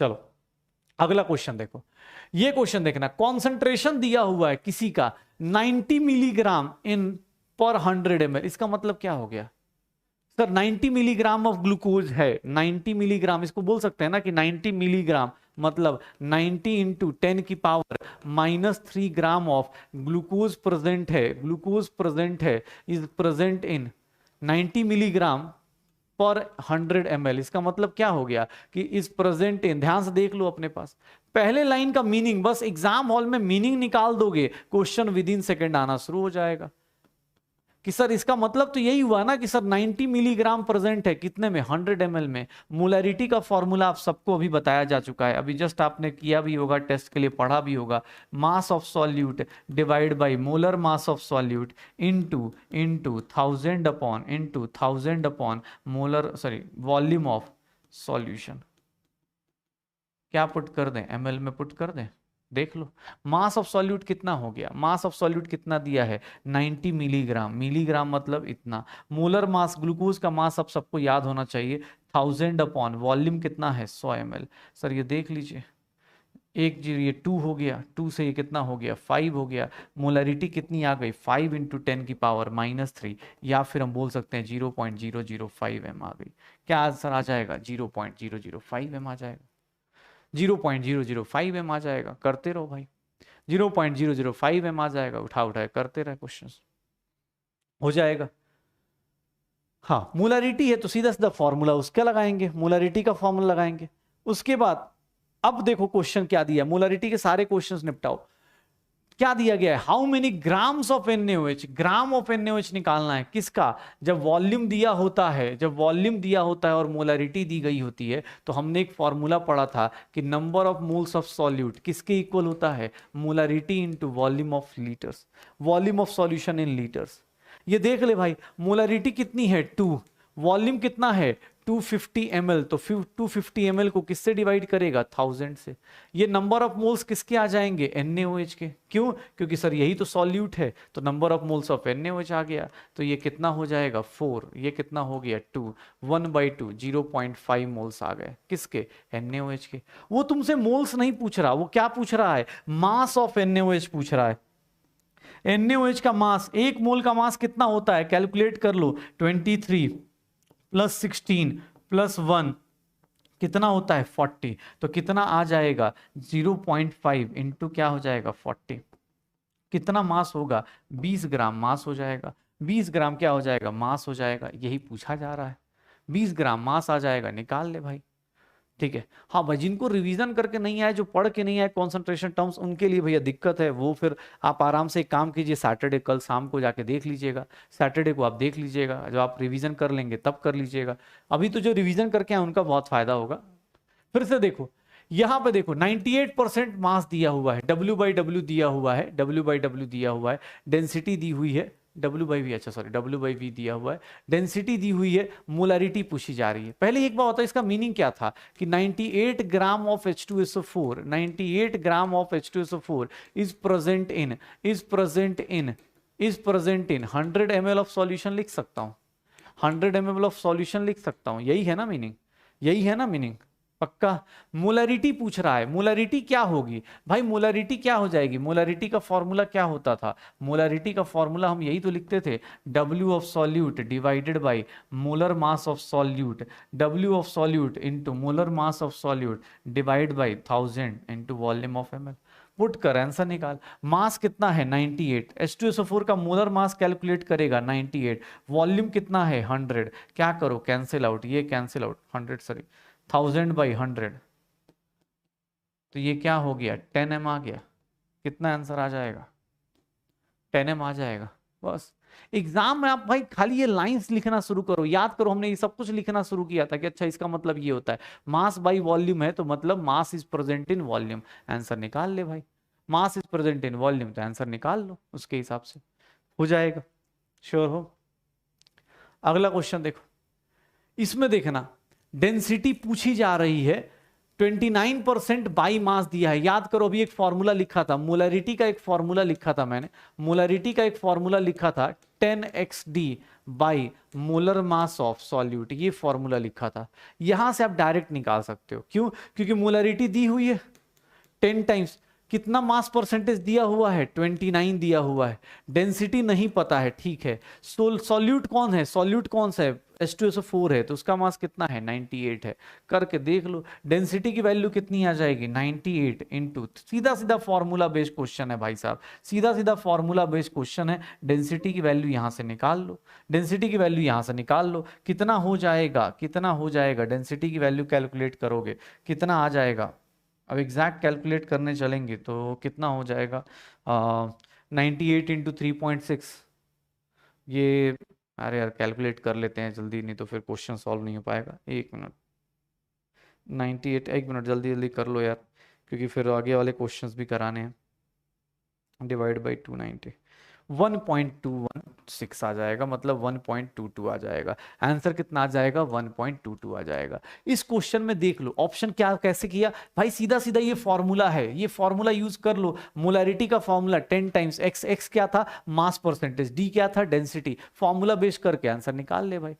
इस तरह से फॉर्मूला बेस करके आंसर निकाल ले, हो जाएगा, श्योर है। चलो अगला क्वेश्चन देख भाई, अगला क्वेश्चन देख, फिर से पीपीएम का पूछ रहा है, पीपीएम में बताओ आंसर कैसे, पीपीएम किसी का कैसे निकालते हैं, याद करो पीपीएम कैसे निकालते हैं। अगर मुझे पीपीएम निकालना है किसका, केसीएल का, तो पीपीएम ऑफ केसीएल कितना आ जाएगा 0.025 gram divide by total mass कितना है इंटू 10 की पावर किससे मल्टीप्लाई कर दो 6 से, यही होगा ना भाई। देख ले इसको कितना कर दूंगा 1000 कर दूंगा, 1000 कर दूंगा। अब सॉल्व करो, यहां नीचे कितना हो गया 25, इधर नीचे 10 की पावर क्या आ गया 5, ऊपर क्या आ जाएगा 10 की पावर 1 आएगा, एंड दैट विल बी 250 आ जाएगा। ये कितना पीपीएम आ जाएगा 250 पीपीएम आ जाएगा, कितना पीपीएम आ जाएगा 250 पीपीएम आ जाएगा, कितना पीपीएम आ जाएगा 250 पीपीएम आ जाएगा। जब भी आप पीपीएम निकालने जाते हो तो अपना mass divide by total mass into क्या कर दो 100 कर दो, अपना mass divide by total mass into 10 की पावर 6 कर दो। पीपीएम के लिए क्या करते हैं 10 की पावर 6 कर देते हैं, पीपीएम के लिए 10 की पावर 6 कर देते हैं। जैसे ये क्वेश्चन दिया हुआ है, अगेन पीपीएम में बताना है, अगेन क्वेश्चन पीपीएम में बताना है क्या होगा। पीपीएम निकालो खुद से, पीपीएम का क्वेश्चन खुद से करो। पीपीएम ऑफ तुमसे क्या बोला जा रहा है फ्लोराइड आयन, फ्लोराइड आयन का पीपीएम, अरे सर खुद का मास कितना है 0.2, दूसरे का मास कितना है, टोटल मास कितना है 100, और पीपीएम के लिए किससे मल्टीप्लाई करते हैं 10 की पावर 6 से। ये कितना हो जाएगा इंटू 10 हो जाएगा। सर ये क्या हो जाएगा अपने पास, अगर मैं सही सॉल्व करूं 2 इंटू ये देख लो 3 3 6 डिवाइड बाई 5 इंटू 0 0 0, 3 जीरो से 3 जीरो चला गया, 5 से अपने पास 5 से क्या हो जाएगा, 5 से क्या हो जाएगा 200, 5 से क्या हो जाएगा 200, और ये क्या हो जाएगा 400 पीपीएम। कितना आ जाएगा 400 पीपीएम आ जाएगा, कितना आ जाएगा 400 पीपीएम आ जाएगा। तो सीधा सीधा क्वेश्चंस करना है, इसमें क्या है सोचना क्या है, सीधा सीधा क्वेश्चंस करते चले जाओ। कभी भी क्वेश्चन पूछता है उसके हिसाब से क्वेश्चन कर लो भाई। ये देख लो, अब क्वेश्चन ये पूछा गया कि number of moles of solute पर केजी, इसको क्या बोलते हैं, number of moles of solute पर केजी को क्या बोलते हैं भाई, number of moles of solute पर केजी को क्या बोलते हैं, पर केजी बोल रहा है, पर केजी मतलब मोलालिटी बोलते हैं। एक केजी में कितने number of moles of solute है उसको हम लोग क्या बोल देते हैं केजी बोल देते हैं, सॉरी मोलालिटी बोल देते हैं, स्मॉल एम से रिप्रेजेंट करते हैं, स्मॉल एम से रिप्रेजेंट करते हैं। फॉर्मूला बेस्ड क्वेश्चन, मोलालिटी का फॉर्मूला क्या होगा, मोलालिटी का फॉर्मूला क्या होता है, मोलालिटी का फॉर्मूला हम सब लोग जानते हैं। मोलालिटी का फॉर्मूला क्या होता है, given mass of solute divided by molar mass of solute into 1000 upon mass of solvent, यही लिखा होता है। अब इसका सीधा सीधा फॉर्मूला बेस्ड क्वेश्चन दे दिया गया, सॉल्यूट का मास कितना है WB, उसका मोलर मास कितना होगा B, तो मेरा आंसर क्या आ जाएगा इसके केस में, क्या आंसर आ जाएगा, ये आंसर आ जाएगा, क्या आंसर आ जाएगा B आंसर आ जाएगा, इस केस में B आंसर आ जाएगा। प्रैक्टिस करोगे सर क्वेश्चंस वैसे ही मिलेंगे, एग्जाम हॉल में बहुत डिफिकल्ट नहीं मिलेंगे, ऐसे ही क्वेश्चंस मिलेंगे। ये देखना आप ध्यान से देखना, तुम्हें किसको इक्वल वॉल्यूम लिया गया है, इक्वल वॉल्यूम मतलब देखना ध्यान से 1 लीटर ऑफ 0.1 m AgNO3, ये इक्वल वॉल्यूम लिया गया, और 1 लीटर ऑफ, ये दोनों का इक्वल वॉल्यूम मतलब 1-1 लीटर ले लूं, दोनों का इक्वल वॉल्यूम मतलब 1-1 लीटर ले लूं, ध्यान से देखना। सर नंबर ऑफ मोल्स निकालो यहां से, number of moles of AgNO3 कितना आ जाएगा, AgNO3 के मोल्स कितने आ जाएंगे, AgNO3 के मोल्स कितने आएंगे, मोलारिटी याद रखना एक formula, number of moles of solute निकालना है, आपको बार बार ये फॉर्मूला बता रहा हूं कि number of moles of solute निकालना है तो मोलारिटी इनटू वॉल्यूम किस में मल्टीप्लाई कर दो, लीटर से। हम क्यों निकाल रहे हैं उसका रीजन बता रहा हूं। तुमसे क्या पूछ रहा है, कॉन्सेंट्रेशन ऑफ नाइट्रेट आयन, मतलब नाइट्रेट आयन किसको बोलते हैं, NO3 आयन का concentration. Concentration of nitrate ion कैसे निकालोगे, कॉन्सेंट्रेशन ऑफ नाइट्रेट आयन कैसे आएगा, concentration of nitrate ion NO3 minus का कॉन्सेंट्रेशन कैसे आएगा, तो इसके लिए क्या लिखेंगे, number of moles of NO3 minus divide by volume किस में, लीटर्स में, number of moles divide by volume किस में, लीटर्स में। कैसे निकालेंगे नंबर ऑफ मोल्स इसका, तो इसके लिए कुछ नहीं, इसके नंबर ऑफ मोल्स कितने होंगे, यही होगा। और AgNO3 जब टूटता है, AgNO3 के अंदर अगर तोड़ोगे तो AgNO3 में कितना नाइट्रेट होगा, कितने नाइट्रेट होंगे, NO3 माइनस। अगर इसके 0.1 मोल हैं तो इसके भी कितने बनेंगे, 0.1 मोल। तो भैया कितना हो जाएगा, नंबर ऑफ मोल्स कितने आ गए, 0.1 मोल, डिवाइडेड बाय, सर मिक्सिंग कर दिया है तो मिक्सिंग करने के बाद वॉल्यूम कितना होगा, 1 लीटर नहीं होगा, कितना होगा, 2 लीटर होगा, इसीलिए इसका आंसर क्या आ जाएगा, 0.05 m। कितना आ जाएगा, 0.05 m। क्यों, क्योंकि जब दो लोगों को मिक्स कर दोगे तो भाई वॉल्यूम क्या हो जाएगा, ऐड हो जाएगा, वॉल्यूम क्या हो जाएगा, ऐड हो जाएगा, तो ये क्या हो जाएगा, 0.05 m आ जाएगा, 0.05 m आ जाएगा। फिर से अगेन ये क्वेश्चन अभी जस्ट क्लास में किया, अभी जस्ट किया था, 2.8% मास बाय वॉल्यूम, मतलब 2.8 ग्राम क्या है, KOH किया, अभी जस्ट किया थोड़ी देर पहले। KOH है, प्रेजेंट है किसमें, 100 ml सॉल्यूशन में, अभी जस्ट किया ये हम लोगों ने, अभी थोड़ी देर पहले ही किया था, बस एक बार रिपीट कर देता हूँ। मोलारिटी का फॉर्मूला सीधा सीधा लगाओ, 2.8 डिवाइड बाय KOH का मास अभी थोड़ी देर पहले 56,000 अपॉन क्या हो गया था, 100, ये कितना हो गया 10 टाइम्स, ये 280 बाई 56 कितना आ गया था अपने को, अगर कैलकुलेट करते थे 280 बाई 28 बाई 56, तो m1/2 आ गया था। तो मोलारिटी की वैल्यू कितनी थी, m/2 थी, 1/2 से डिवाइड हुई थी, तो जस्ट अभी कैलकुलेट किया हुआ था, यही सब है। उसके बाद देख लो अपने पास, अगर मैं बात करता हूं कि भाई कितना कितना ये हो रहा है, ये देखना अपने पास, ये क्वेश्चन दिया हुआ है, डाइल्यूट किया जा रहा है, diluted with water to 500 ml, मतलब शुरुआत का वॉल्यूम कितना है, 250 ml है, बाद का वॉल्यूम कितना है, 500 ml है। देख लो अपने पास, डाइल्यूशन कर रहे हैं, पहले 250 ml है, बाद का वॉल्यूम इतना है, पहले की मोलारिटी कितनी है, 0.5 m है, दूसरे की मोलारिटी कितनी है नहीं पता, क्या करें, M2 की वैल्यू कैसे निकालेंगे, M2 की वैल्यू कैसे निकालेंगे, M2 की वैल्यू कैसे आएगी, तो हम सब लोग जानते हैं M1V1 is equals to M2V2, M2 की वैल्यू निकालने जाएंगे तो M1 की वैल्यू 0.5 250 अपॉन कितना हो जाएगा 500, ये 2 हो गया 0.25, ये मोलारिटी फाइनल मोलारिटी आई। मुझे उससे लेना देना नहीं था, एग्जाम हॉल में इसका कोई लेना देना नहीं, वो क्या पूछ रहा है, number of moles of chloride ion, मतलब KCl के moles, number of moles of KCl, तुम चाहो तो ऐसे निकाल लो, चाहो तो वैसे निकाल लो, 250 ml को पहले लीटर में कन्वर्ट करो इनटू 0.5, क्या हो गया अपने पास, ये 4 हो गया, ये डिवाइड बाई 10 है तो 1/2, 1/8 मोल्स आ गए, किसके मोल्स आ गए, KCl के। What is the moles of Cl minus, number of moles of Cl minus कितने होंगे, सेम होंगे, 1/8 ही मोल होगा, क्यों, KCl को तोड़ दो। उसके बाद सर Cl माइनस के आयंस कितने होंगे, तो 1/8 इंटू 6.022 इंटू 10 की पावर 23, क्या हो जाएगा, मल्टीप्लाई डिवाइड करोगे तो कितना आ रहा होगा, कितना आ जाएगा 1/8, कितना आ जाएगा, अच्छा सॉरी हाँ, लेकिन ठीक है, नंबर ऑफ मोल्स तो वही रहे, 1/8 हुआ, 1/8 इंटू क्या हो जाएगा, 1/8 इंटू 6.022, तो ये कितना हो जाएगा, 3/4 ले लेते हैं इंटू 10 की पावर 23, 3/4 इज 0.75 इंटू 10 की पावर 23, ये कितना हो जाएगा 7.5, इसकी वैल्यू बढ़ा रहा हूँ तो इसकी वैल्यू क्या हो जाएगी, कम हो जाएगी, किसके अप्रॉक्सीमेटली आ जाएगा, बी के आंसर आ जाएगा, किसके अप्रॉक्सीमेटली आ जाएगा, बी के आंसर आ जाएगा। ओके भाई, ये सब छोटे छोटे क्वेश्चन करते रहो, 16 ग्राम मिथेनॉल में कितना पानी ऐड करोगे कि मोल fraction of methanol, mole fraction of methanol, methanol किसको बोलते हैं इसको, 16 ग्राम मिथेनॉल में कितना ऐड करोगे कि सर एक बात बताओ, दो लोगों का जब मोल फ्रैक्शन निकालते हैं तो यही निकालते हैं ना, यही निकालते हैं। मोल फ्रैक्शन ऑफ मिथेनॉल की वैल्यू कितनी करनी है, 0.25, 0.25।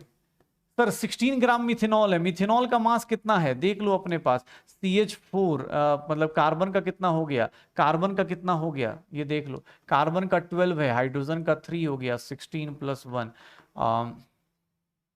कितना हो गया यार, 30 हो गया, 32 नहीं, कार्बन 12 + 3 + 16 + 1 तो 30 हो गया ना, हाँ 30 हो गया।